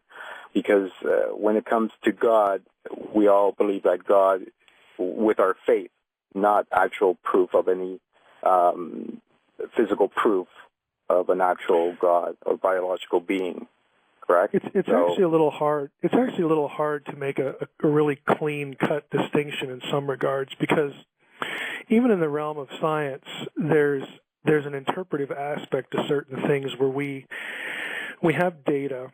Data is produced by scientific observation and inquiry and experimentation and all that. But when we think about the data, then we're actually in the other realm. Again, we have to form arguments and see if one is more coherent than another. How to parse whatever the data is in front of you. We have hypotheses, right? And then we build experiments or studies or research to prove the hypothesis is correct or not. Right. Right. With science, it's really nice, that part of that process is repeatability. Right. Like in the courtroom, using that as an analogy, you can't depend on that, unfortunately. It's just a different realm, but the goals are the same at any rate. Okay. Well, great. All right. Thank you very much. Thank you very much for the call, and take care, and let's do this and say hello there. You're on the air. Hello, line 1, you're on the air. Hello. Hi. My question is, he says he doesn't believe in ancient aliens, but what about the drawings on the Mayan pyramids where they got, a spaceman and a spacesuit and a spaceship? Ancient aliens. I would suggest that you go to either YouTube or directly the URL, Ancient Aliens Debunked. It's a 3-hour video. It's free. It's got almost 2.5 million views, and one of the segments is about just that, the so-called Palenque astronaut. And I'd invite you to watch it. You can also go to the website and get a transcript of the actual video with resources, with sources where the material was sourced. Basically, what's been interpreted as hardware, rocketry, that sort of thing, really are known motifs from other pieces of Mayan art that are about the underworld. So it's not about ancient astronauts at all. Now, I know for someone who's committed to the ancient astronaut view, they're not really going to swallow that. Okay, but what I would say is, look, go back. This is a teaching moment here. We want to understand the culture on their terms. They didn't make just this one object. They made lots of objects. Okay, and some of those objects have text with them where you get the objects explained. Okay, underworld texts. So if you compare all of the data collectively, the ancient astronaut view of that particular artifact is going to disappear. And again, my argument is primary source based. Okay, when I was 10, I lived in Culver City, California. Mm-hmm. And there was a giant cigar-shaped, craft that flew between my yard and the neighbor's yard. And so many people saw it because it was on a weekend that it was on the news, and they called it a runaway missile. And it was probably back in 1968. But missiles don't have windows. Yeah. It's ridiculous. Yeah. So it was only 2 miles an hour. Yeah, I believe you entirely. I mean, I believe you saw what you saw, and you're not making it up. My only question is, why would you conclude it's extraterrestrial? And again, because it's different. It's not what you'd normally see. But again, lots of people who know more about ufology than I do, have gone through and cataloged all these sorts of objects and technology. I really recommend for this one, is Triangle or otherwise, again, to go to my website, drmsh.com, click on the quick links, and then look for my review of Marler's book on triangular UFOs. I pull out a lot of images, again, from patents and other technologies back into the turn of the century, the late 1890s, all the way up to today, for all the different shapes. And that doesn't mean that what you saw is not extraterrestrial. It just means that what you saw has a really good explanation that might compete with that. And so that's why I'm saying I need more. I need a biological entity, to move me to that position. Well, Art saw a triangle, in his hometown. I wish I would see one. I mean, true confessions here. Every time I go out and walk the dog, I look up at the sky just hoping to see something, but I never have. So you've never seen anything, huh?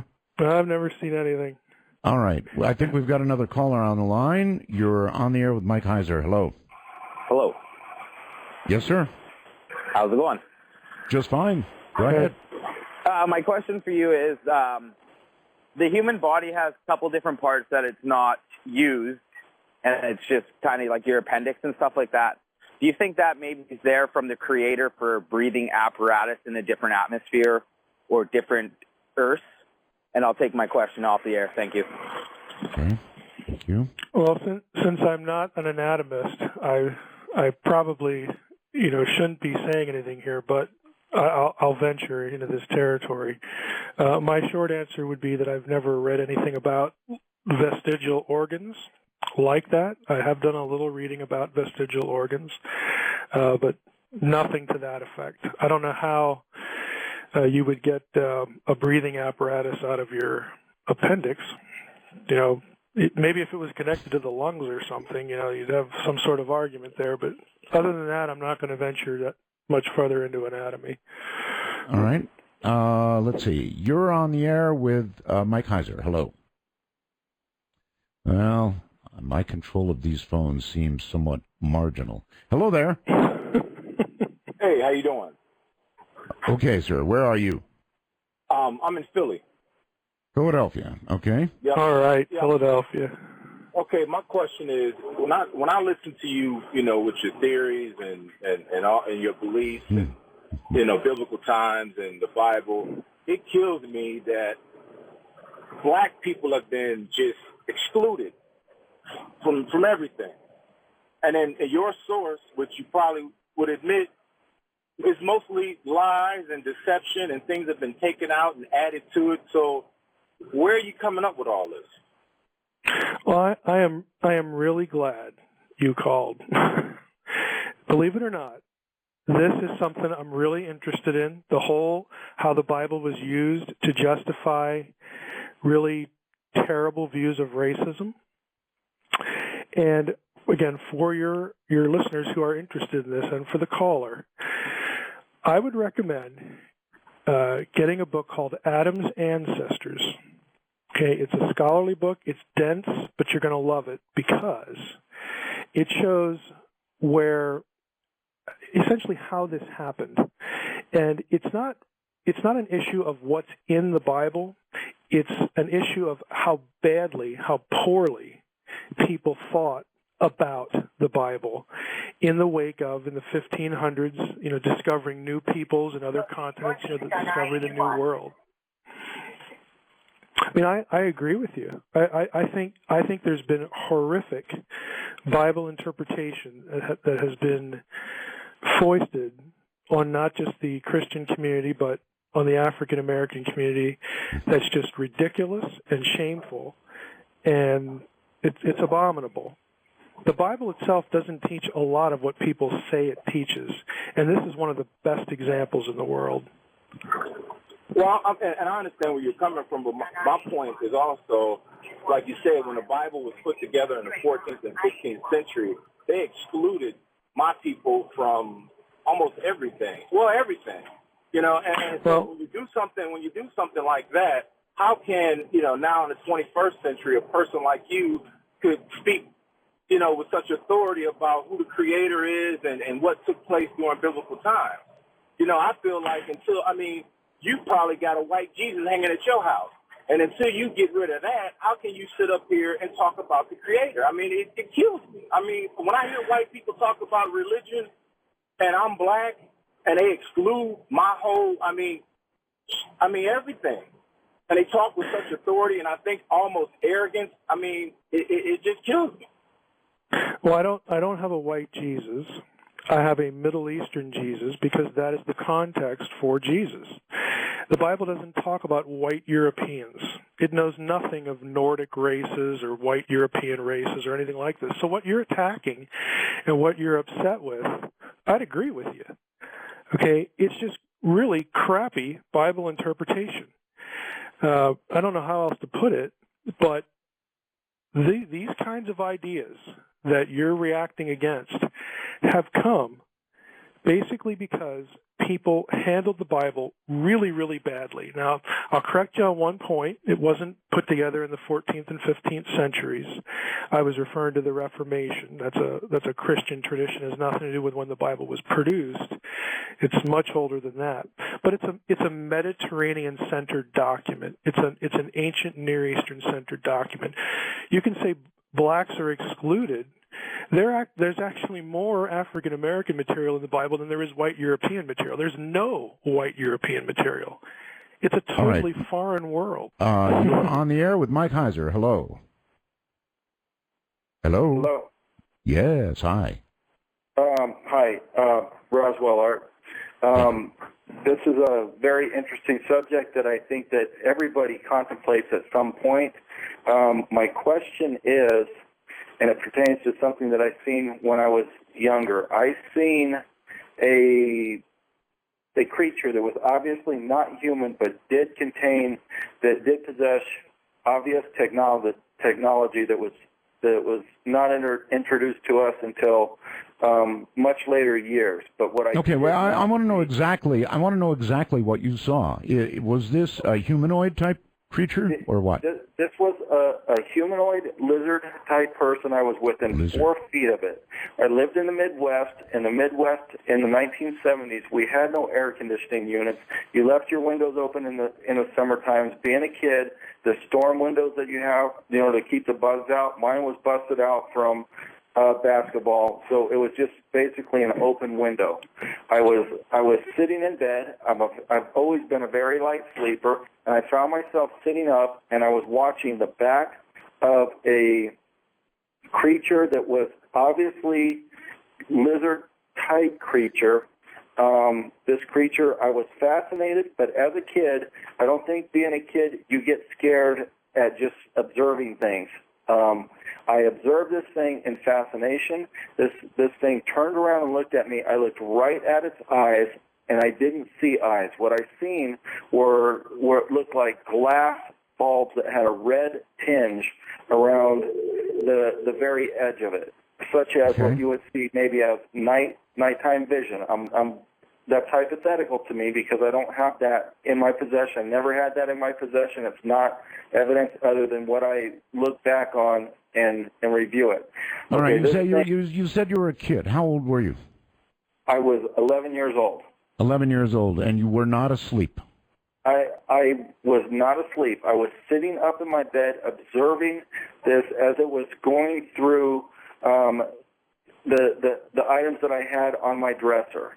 And when this thing turned around and looked at me, it probably looked at me for what seemed like a long time, but in reality was probably 2 to 3 seconds. Now, this is where people think that, and they laugh at me, that it's hokey pokey. This thing took its hand, which did have fingers. I don't recall how many fingers it had, and they weren't like dexterous fingers like human fingers. It was actually like animal-type fingers, and it touched a yellow belt that it was wearing, and I watched this thing disappear. Okay? Now, I don't know how much time had passed, but I then, regained a consciousness. My closet door was open, and this same creature was rummaging around in my closet. I was still not panicked because it was moving slow. This thing did turn, and observe me. It was observing my condition of me observing it. Once it observed that I had seen it again, this thing moved so fast that it was like a strobe light, and it leaped right out that open window. And that's when I panicked. As a kid, I panicked when it moved fast. When it didn't move fast, I was able to observe it with fascination. I then screamed, ran to my parents' room. My parents came, opened, turned on the light, looked around. My closet door was obviously open. Things had been strewn out of it and whatever. I slept in my parents' room. They didn't believe me. The next morning, I checked on everything that I could find, that might be disturbed in my room.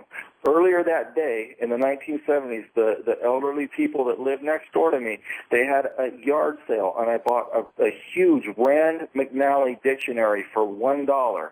That's the only thing I could find that was missing from my room. Besides, there was a mess that I hadn't made. All right. Well, what do you think you encountered? Do you think you encountered something demonic or something alien? No. I don't think I encountered something demonic, and I don't necessarily think I experienced anything that was extraterrestrial, because I didn't see any kind of a flying object or anything, but I did see. Okay, well, let me rephrase it. What do you think what do you think you did encounter? I think I encountered that some sort of secretive subculture that has technology that observes or was trying to learn more about us and gathering information. And here's what happened. The very next night, I waited for this thing. I sat up all night waiting for this thing to come through my window with a baseball bat. I know it sounds crazy. We're short on time here, so did it come in or not? No, but the third night, I was getting a drink of Kool-Aid, and I seen my mother had a plant that had toothpicks in it. It was a potato plant sitting in the windowsill in the kitchen. I was drinking Kool-Aid, and I seen the hand come up and lift that thing up out of that, and I looked out, I peeked out, and I got scared because of the previous experience. Yes. And I seen this thing packing this thing into a cardboard box. This thing then picked that cardboard box up, looked at me now for the second time that it had seen me. Our garage was detached. This thing took about 4 steps and leaped up on the top of our garage and walked off towards the back where I couldn't see it. I couldn't wait until the next morning to get out there and climb up on top of the garage to see if there was some sort of fort, a nest, or anything. There was no evidence. There was nothing. Okay, well, it sounds to me like you drank the Kool-Aid, all right. Mike, yeah, laugh, I know, but people have these encounters. Sure. Absolutely. He described a creature that was lizard-like. Mm-hmm. Into what category, pray tell, would you put that? Well, the not shocking answer is I don't know what the guy saw. I mean, I could take up the time and go through the 4 or 5 different categories of, people who've, studied abduction research and the so-called, old hag and, the night terrors and all this stuff, and come up with categories that this could go into. But ultimately, I don't know what the guy saw. Mike, does your philosophy allow for demons? Demonic entities? Yeah, I believe in a non-material. Since I'm a theist, I'm not a materialist. I believe in the so-called, for lack of a better term, spiritual world. Non-human intelligences that are disembodied and all that kind of stuff. I'm going to say something. This might be a little controversial here. Well, you're a little controversial. I mean, in what you believe and demand evidence for versus what you have faith in and don't. Okay, go ahead. If this happened to somebody that I knew personally, we had a good relationship, the first thing I would want to know was, were you living near a military installation, or do you have near relatives in the military? Now, the reason it's controversial is, as I will confess, I have been influenced by the work of people like Leah Haley, who believe a lot of this stuff, the whole MyLab thing. For somebody like her who was deeply entrenched in abduction research and this sort of stuff, for her to take the position she does now and for the reason she does, that would be really, really, really on the forefront of my mind. Again, if this happened to me or somebody, that I particularly knew, but ultimately the honest, answer is I don't really know what the guy saw. I think there could be interdimensional realities, spiritual realities. I mean, it's all vocabulary we have to use for this non-material world. Again, I'm not a materialist, so I believe these things, could exist, but if you're going to put it in the extraterrestrial category, I'd like to first know that there are, such biological entities as opposed to, some other description, non-biological description. Okay. All right. Let's see. You are on the air with Mike Heiser. Hello. Hello, Art. Yes. Hey, Roswell, first-time caller. Hey. I'm this west from northern Michigan right now. I just wanted to ask your guest what his ideas, his thoughts are on other dimensions, higher dimensions, and which is something that really cannot be proved, actually. And if he does believe in a God, does he or does he not believe if it's like a multi-dimensional being, which in itself means that it cannot be proved? All right, let's start with the dimensions. Theoretical physics right now thinks there may be 11. What do you think? I don't see any reason to deny that there would be, more than all these dimensions. I mean, the caller's right. I mean, you can't necessarily prove these things. Again, they're postulates, and there are ways you can sort of attack the problem that make it more or less coherent. But I mean, I don't see anything problematic about it. I mean, who ultimately knows? If there is a God, that deity could, by definition, exist outside our time and space and intrude upon our time and space, come and go, all that sort of thing. I don't have any problem with those suggestions by the world of physics, theoretical physics. Okay. And about... Okay, thank you. All right, you're very welcome. Take care. Or God could exist across all of those dimensions. Sure. I mean, we don't know. Okay, not first time. What am I talking about? You're on the air with Mike Heiser. Hello. One number, many people. Hello? Hi. Hi. My question... Hello? Yeah, go ahead, hon. Yeah, go ahead. Okay, I'm sorry. My question is this, and kudos, Roswell's, and hello, Mike. This stuff that's going on in the Middle East, does that make the Christianity, Muslim fighting a moot point? That the Bible really doesn't matter much other than a directional? And my other, in addition to that, do you think that... Okay, hold on for the answer to that question. I'm not sure I got it straight. Mike? Yeah, I'm not quite sure what the caller's asking either. Right, okay. Again, please, what are you asking about the Middle East? Well, with the Muslims and all their fighting, and they're saying that they have to beat the Christians and this, does it really, I mean, where does that fall into theology and the God image and the whole ball of wax? Is that a moot point? Is it useless? I mean, is it just something they're taking to extreme for no reason? I'm not sure I'm getting it still. Well, I'll take a stab at it.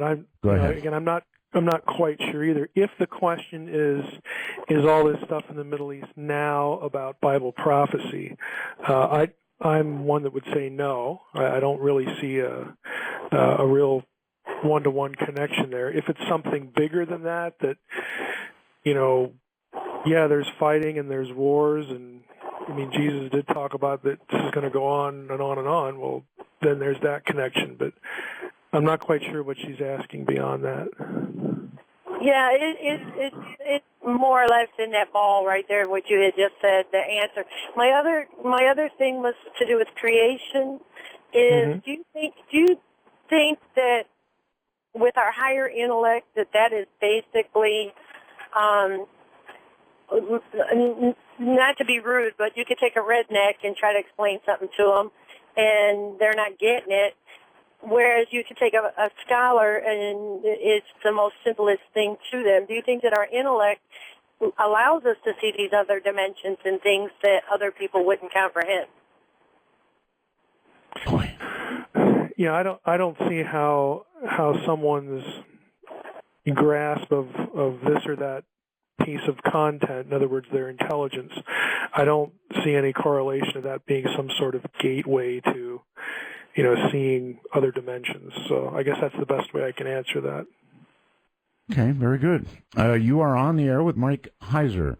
Now you're on the air, I think. Hello. Hey, this is Tunzi. Hi there. I had a question about the UFOs. Well, 1/3 of the angels fell with Satan. Could the UFOs be manifestations of the angels? Because they're not leaving sonic booms, they're not leaving vapor trails or anything. So could it be just manifestations that they have projecting onto us as a way to deceive us from God?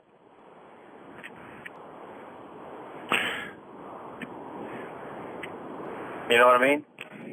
Yeah. I was just waiting to see if you were done. Oh yeah. Oh well, this will open up a can of worms here. First, I don't actually believe that there's any passage in the Bible that says 1/3 of the angels fell with Satan. That comes from Revelation 12, but the comment about the third of the stars is actually in connection with the first coming of Jesus. So it's not. The whole idea of an angelic rebellion, as far as the Bible goes, I think is something of a myth. So you can tell I'll get some good email out of that one. Oh, I'm sure you will. I mean, I do believe that there are angels and demons and all this kind of stuff. I just don't believe that particular thing. But let's just set that to the side. The whole thing about UFOs and angels. To me, when we talk about UFOs, we're talking about craft. About entities that are humanoid. Angels in the Bible are always depicted in human appearance, which is quite different than these craft. They don't need craft. Again, if this is an interdimensional reality, you don't need nuts and bolts technology to carry you from one place to another.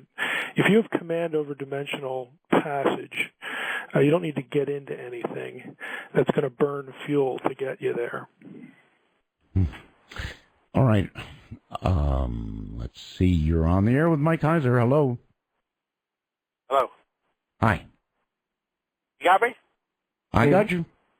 Hey, this is Billy. How y'all doing today? Fine, Good. Billy. Good. I got a couple questions. I got a point to make.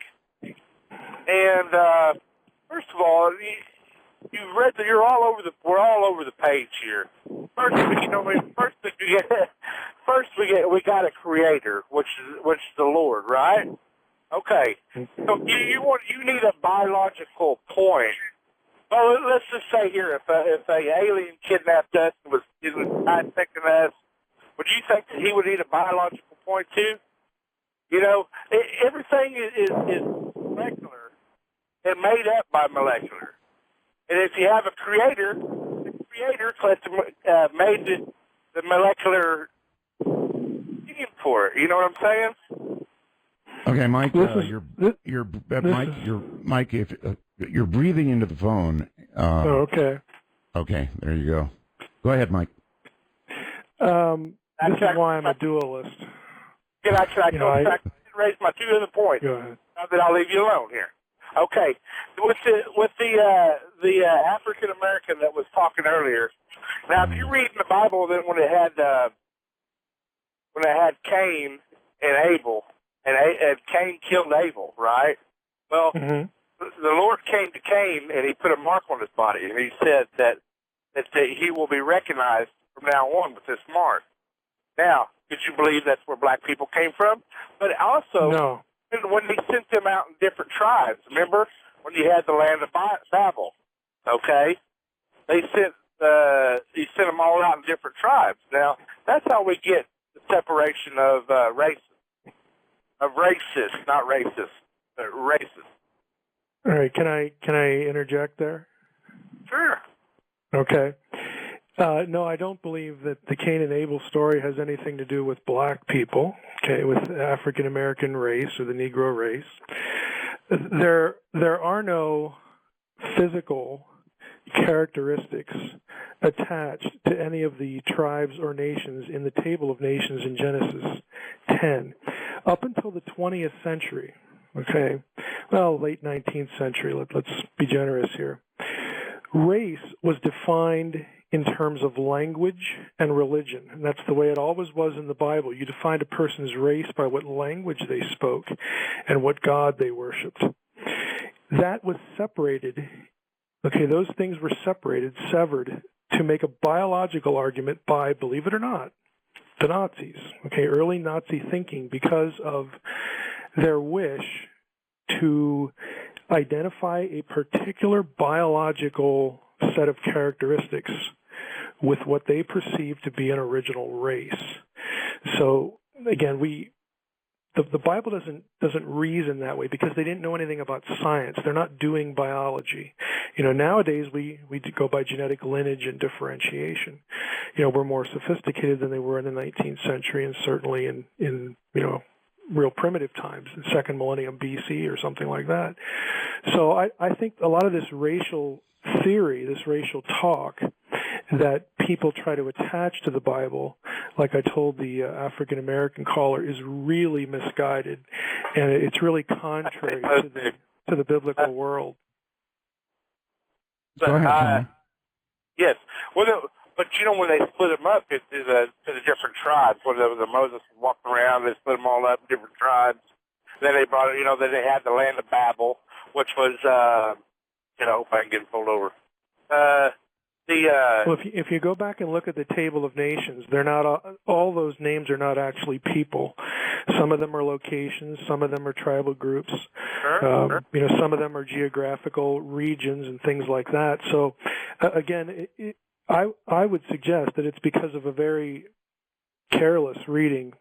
Again, this goes back to the late 19th century of passages like Babel that we get a lot of the racism that we've been living through in the 20th century and still in the 21st century. And the Bible just doesn't think on those terms because it wasn't about physical characteristic. It was about language and about, again, which part of divine turf are you on and what God do you worship and that sort of thing. So my view of these passages is really linked to the biblical world itself and not, what Christians or Jews or Aryans or whoever, Europeans, did with the Bible in later times. All right. Okay. What do you think about you were saying you were needing a biological proof.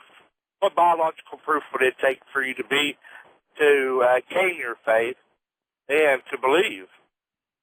Well, this is an excellent question. Yes. And I'm going to have to be a little careful here because it actually takes me into sequel territory. I'm almost done with the sequel to The Facade, which is called The Portent. Yes. So I'll try not to dance too badly here. But let me say it this way. It would be sufficient to me to either have something microbial, the elements of which could not come from Earth, in other words, non-terrestrial, clearly non-terrestrial elements, something that's microbial or bigger that had to go by the same set of criteria, again, non-terrestrial stuff. Now, the problem is, if you know what synthetic biology is, and if your listeners are interested in this or want to find out about it, look at the book called Regenesis. It's by the guy who teaches genetics at Harvard. Synthetic biology means not only can we read DNA, but we can write it from the atomic level on up. And what that means is that in our near future, 10, 20, 30 years out, we will be actually able to create DNA that has never existed before and cannot exist on Earth. Now, if you have someone that can do that, they can actually fake best evidence. And that's the problem. Again, since I read a lot of this weird stuff, this weird technology stuff, it's a little scary because since I'm into ufology, I take the whole paranoia of the military-industrial complex pretty seriously. I'm suspicious of it. I'm suspicious of the black world. And if they're talking about this at Harvard, I know they're talking about it at other places. And so it's a little frightening for me. So I'm being honest with you. That would do it for me. But in the back of my mind, I'd still be wondering, okay, is this real, or did somebody make it to create a narrative? Almost like a genetic Photoshop. It's even worse. Look, nowadays we think of what you could do, Art. If you have the ability to write your own DNA, you just make it up. Mm-hmm. And now marry that to 3D printers, that idea, and again, that piece of technology. I mean, it's really frightening. It is just honest to goodness frightening that if someone wanted to, they could do that kind of thing to move people towards certain sets of beliefs that would put them in situations where their behavior was predictable to steer them in certain directions. Yeah, I wonder what you're going to do then, Mike. I'm serious. What are you going to do then? When somebody can come forth with a creature that they have, in essence, created, mm-hmm. and they're going to present it to you, and you're going to have biological evidence in front of your eyes. Then what? This is why I write fiction. Because I want to confront myself with that problem. You know, the honest answer is I don't know. You know, I would sort of be predisposed to thinking, okay, this is probably real.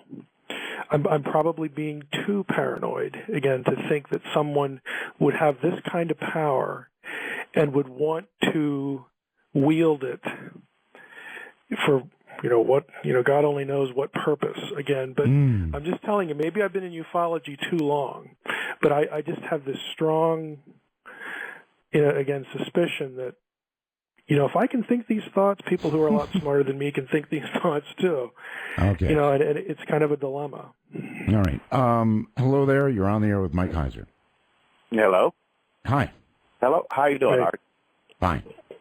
I love your show. Your show is so wonderful and inspiring. I have a real great question for, what's his Mike Heiser. Mike Heiser. Yes. You have just explained a whole lot of things that would basically a belief in God. I'll get to the first part when I started holding here, is you were saying that there was a DNA struggle between science and theology created from Adam and Eve. It couldn't be done with just a couple, and then it went to Moses, and they had 4 sets. But it doesn't explain the fact that we have discovered in the past cavemen, Cro-Magnons, Neanderthals that pre-existed Adam and Eve with their DNA. Why would we assume that they pre-existed Adam and Eve? Because they're going back millions and millions of years ago. And why would we presume that Adam and Eve couldn't as well? Well, that's where I'm not a theologist or a PhD or a scholar or anything like that. You don't need to be. But I'm just listening to you, and you're saying just now here recently of someone being able to write a DNA. I keep listening to this show, and I look up in the stars and all the vast universe and all the stars and billions upon trillions.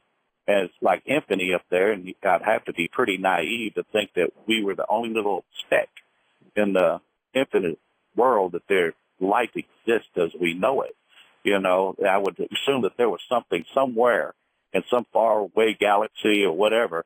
How come they haven't reached that technology that they can write DNA and say, "Oops, made a mistake. I'm gonna throw it over here on this rock. Let it grow," and see what happens. So, in the way you're describing it to me is, there's not God. He just created us.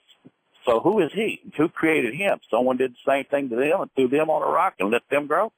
I don't understand. That could go on. What you're doing is you're taking points of data. You're taking specific ideas, and you are connecting them again, which is a normal impulse. But the question is that connection coherent? Is it compelling? Is it the only connection that can be made? The answer to all three of those is no, no, and no. So I wouldn't be too disturbed over the fact that you can think those connections. That doesn't make them real.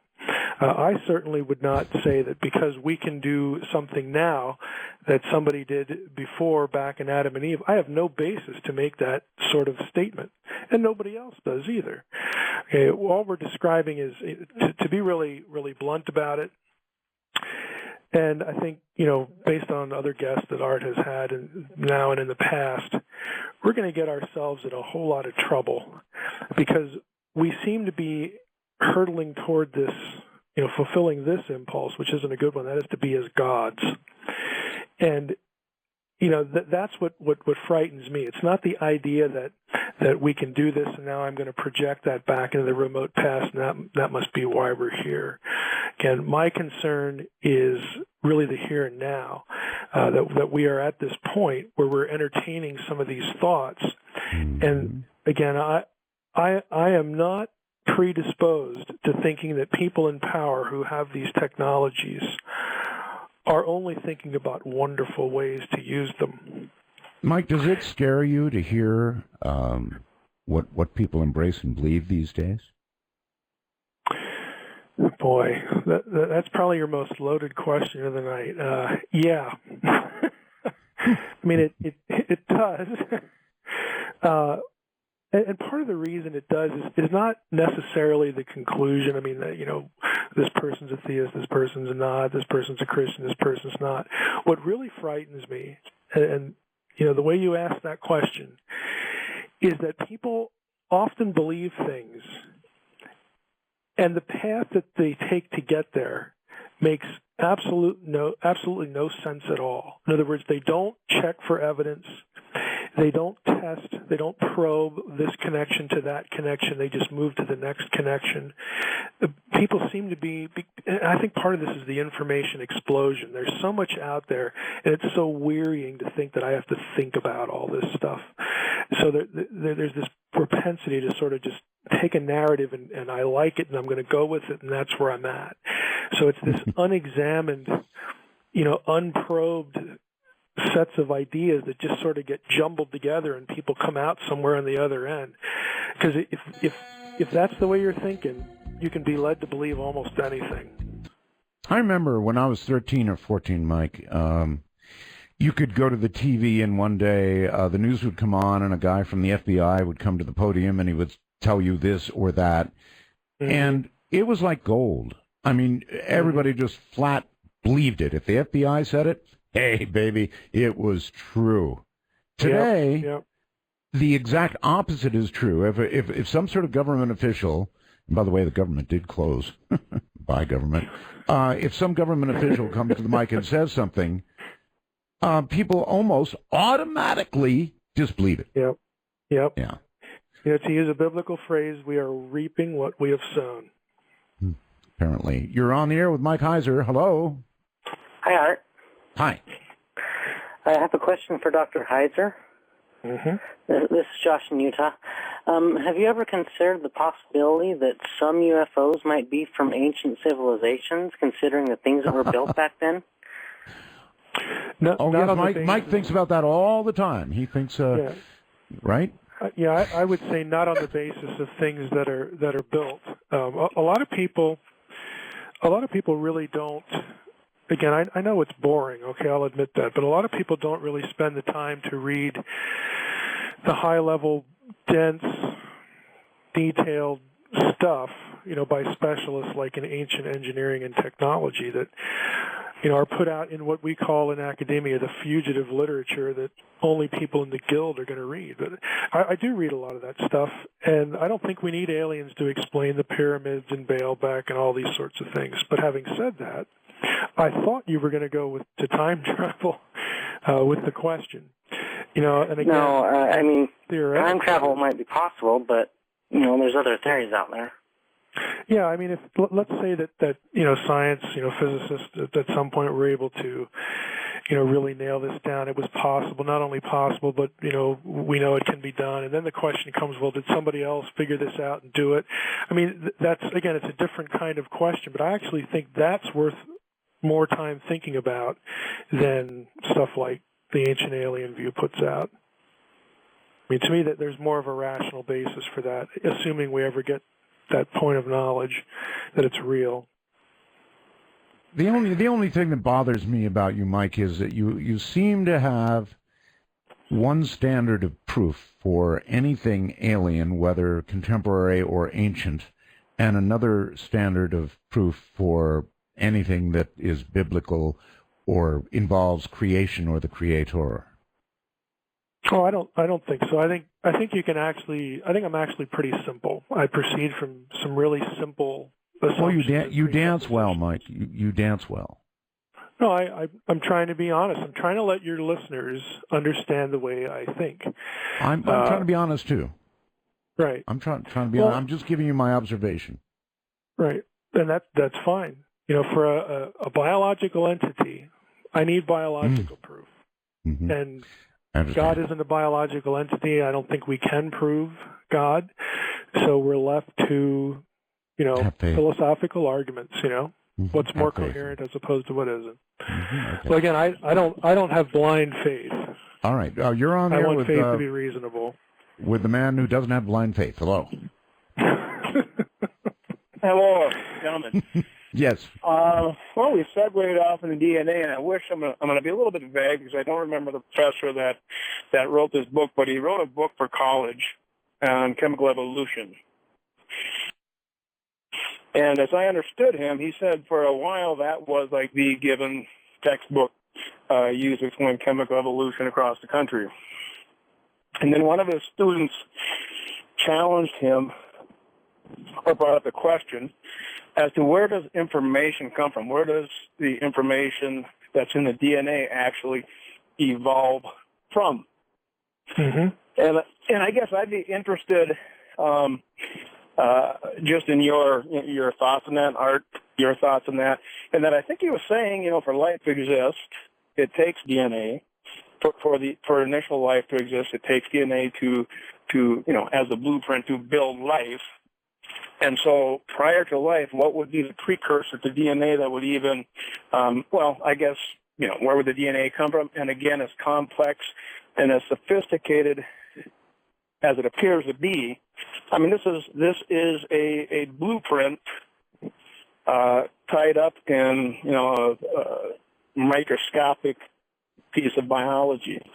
And this challenged this professor's belief that evolution, life could exist without a creator. But when the student got him thinking about that, it got him rethinking as to, evolution and origins. And I do apologize, I don't recall this professor's name. It's been about a year since I looked at his material. Mm-hmm. Well, that's a design argument, and in fairness to the people who don't accept intelligent design, they would more or less say, well, we know all about that particular argument, and that before you have DNA, you have to have elements, and they have to come together to form DNA as we know it. But they will attribute that to, again, even though it looks designed, they'll attribute it to a process that does not have a creator behind it. And that's sort of illustrative of where the argument's at. It is, first of all, do we have design? We're looking at this and we think it's design because, holy cow, it's incredibly complex. Is this design or is it random? And at that point, it becomes a philosophical argument. Which one makes more sense? Okay, that's what I mean by these philosophical arguments. Which one is just makes more sense? Which one's more coherent? And you'll find people on both sides of that, which is why we have a debate over intelligent design. That's right. Okay, you're on the air with Mike Heiser. Hello. Hi, Mike. Hi. Really enjoyed the conversation. I guess I come from a very different kind of thinking. I'm from continental philosophy schools, like Jacques Derrida and some of the deconstructionist thinkers.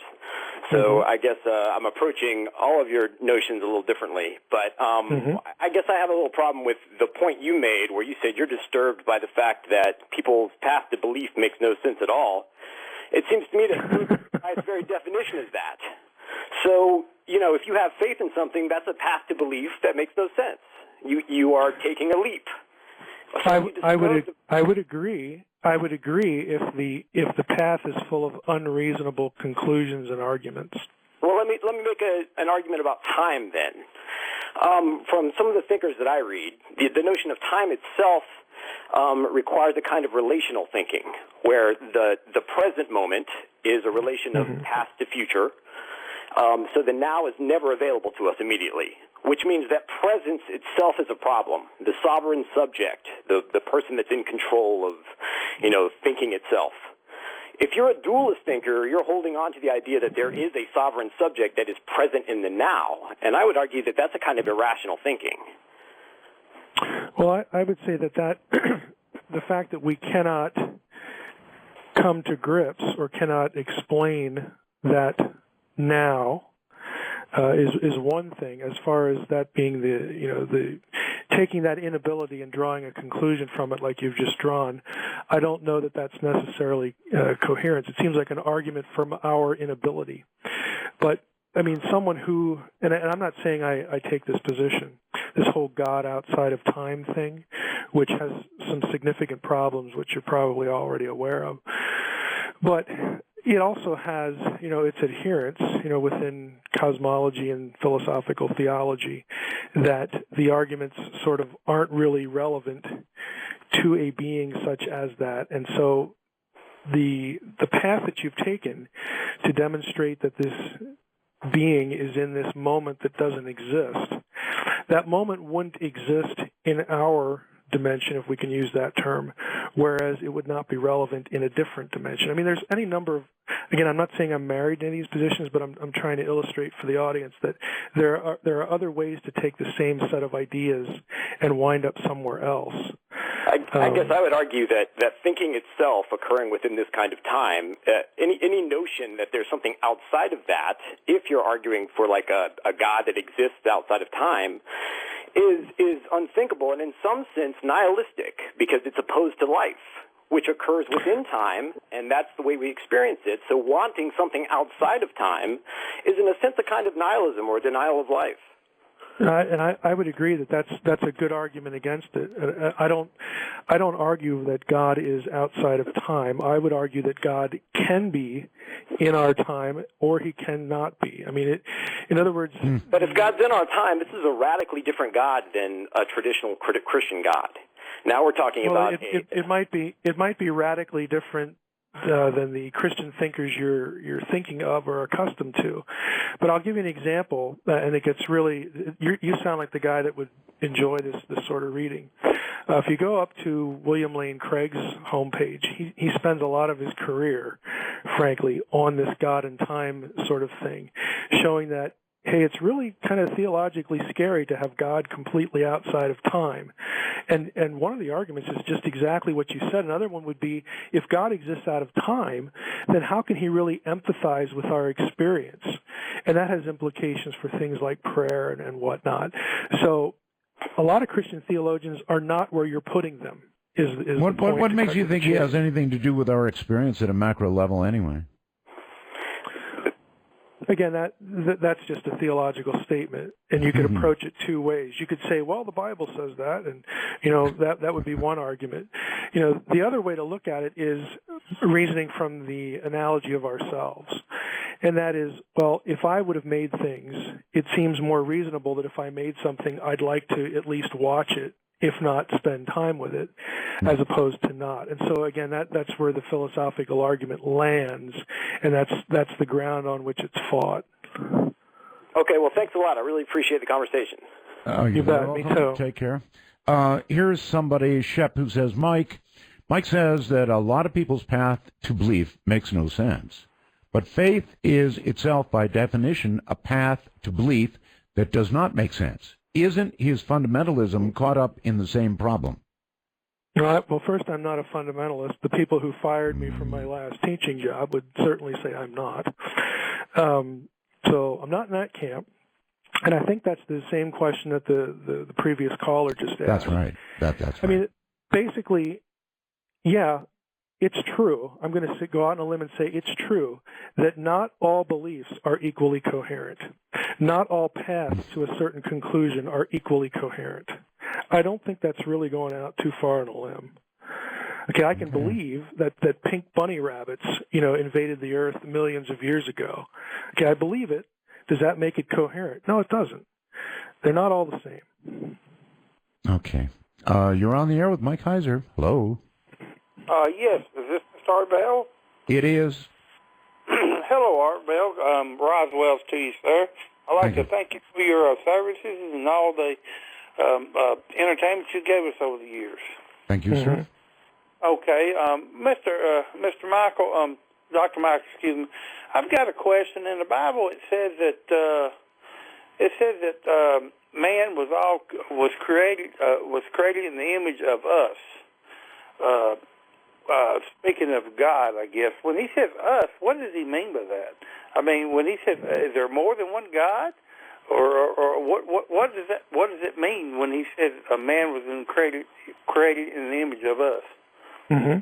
Well, I'll answer you quickly, but just so that you know, if you go to my website, drmsh.com, go to the quick links and click on the quick link page to click on the word Elohim, and you'll get this answer written out, so you don't have to try to remember it.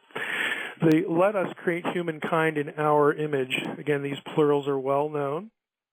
They are what's called grammatically the plural of exhortation. If I walk into a room and I say, hey, let's go get pizza, I am a single speaker speaking to a group. This is exactly the same thing that's happening in Genesis. God is speaking to who? Well, I would say the heavenly host, the angels, whatever, the inhabitants of the spiritual world, whatever. Says, hey, I have a great idea. Let's make humankind in our image. Now, that plural implies that the image, whatever that is, and I have my own view of that you can read about, is shared between God and these other beings, the heavenly host, angels, whatever, Elohim, whatever, and humans. There's something shared there. Again, I think the image is not a quality like sentience or thought or prayer or whatever. I think it's a status. I think it has to do with representation, ruling representation. We are God as though he were here. We are his representatives. It's equally shared. And the angels are God's representatives in whatever domain God gives them, okay? That's the short answer. So I'm a single speaker. I'm speaking to a group. And in the case of Genesis, when the creation actually happens, God created humankind in his image. There's a singular pronoun, and the verb is singular, and the subject is singular. There is only a single creator in Genesis 1, but that creator announces it to a group. And here's where I depart, obviously, from Sitchin, and even in the Mesopotamian text, the Anunnaki, if you actually go and look at the Atrahasis epic, Enuma Elish, the Anunnaki do not create humankind, but they are in the room. They're watching. A single deity does the creation. So there's a relationship there, but not the one that Sitchin is going to argue for or did argue for. All right. You're on the air with Mike Heiser. Hello. Hey, Art Roswell. Thank you. Mike? Yes. My name is Mike, too. I guess two Mikes don't make a right, huh? I would agree. If God created everything, then who or what created God? And I'll take my answer off air. Thanks, Sparks. You're very welcome. Well, my answer, since I'm a theist and a dualist, is that there was nothing before, God. So again, that's a philosophical position. I don't believe that in the string theory or universes burping other universes into existence answers this question at all. All it does is set up an infinite regress. Well, what about the universe before that one, and what about the one before that one? It doesn't really do anything. So we're back to are we monists or are we dualists? That kind of thing. I once heard somebody say something that I found fascinating, and it was that in the beginning there was God and only God, and that he, in essence, became lonely, and so blew himself up, and that was the Big Bang, and we are all, therefore, a part of God. Right. That is randomly tossing that out there. Right. No biological actually, proof for you. No, I know. That's actually Gnosticism, which doesn't mean it's a bad word. And if you hold that position, Art, here's something for you to wrestle with, because I remember you talking about that and you finding some real, there's an emotional impact, that had with you, that you really like that argument. But if you hold that, you have to be a materialist. In other words, you don't really have a consciousness outside of the material world, because if God is everything and everything is God, there is nothing outside the material creation. And I don't know if you want to go there intellectually. I mean, obviously you can, but I've heard a lot of content on your show that would suggest to me that you do think consciousness is different than the material world. Now, maybe it may be. I'm there. open. I'm open to proof, Mike. Right. You're on the air with Mike Heiser. Good morning. Evening. Morning, guys. Whatever. Well, it's morning here. Morning. Hey. Yes. I'm going to try to be pretty concise with my question and hope I don't lose my train of thought on the way. I probably don't believe in God the same way you believe in God, and I definitely don't believe in religion the same way you do. I'm kind of a Taoist in that I think the God you can name is not God. And so my question is kind of a comment. I do believe that I have come in contact with something that is what you would call a higher intelligence, because what I experienced, it manipulated, the physical world that I experience every day in its own way. And I experienced it the same way I would experience you face to face. So I know it's out there. I don't know what it is. But it got me to think that if there is a higher intelligence such as this, wouldn't it be easy for them? And if it's not easy, wouldn't it at least be interesting for them to manipulate our world to make them appear godlike? That doesn't mean they are God, but they certainly could appear that way to us. And one of the things that got me thinking on this direction is I have a friend who's certain that he met Jesus in a vision, and he wants to tell everybody about it. I had what you might call a vision, but I'm not going around saying that Jesus or Krishna or any other God came to me. Something I witnessed. I don't know what it was. It opened my eyes up. So how can you trust anything you see? When I listen to you talk, I think the only things certain are death and taxes. Everything else is just a way to cope, right? The old bromide. In answer to your first question, could these higher intelligence appear godlike? I would say yes. So that's a fairly straightforward question. I'm wondering, this something that you experienced, this higher intelligence, do you assign personhood to it? Was it a person? Well, I'll tell you, my grandma and I both saw it, and she believed it may have been my grandfather who died before I was born. We both experienced something paranormal. I just experienced something very strange. It was a light, and it had form, and it was a thing. She experienced a light, but it had a different appearance to her. So her impression, she's a very religious person, by the way, so I was surprised that she didn't come out of it as a religious experience, but she felt that it was her husband, Bob, my grandfather. I got no impression from it other than that it was not of, I can't say it was not of this world, because obviously it was of this world, but it was not something that performed according to the 9-year-old physics that I knew at the time, and never has. So there's something else out there. I know this. I don't know what it is.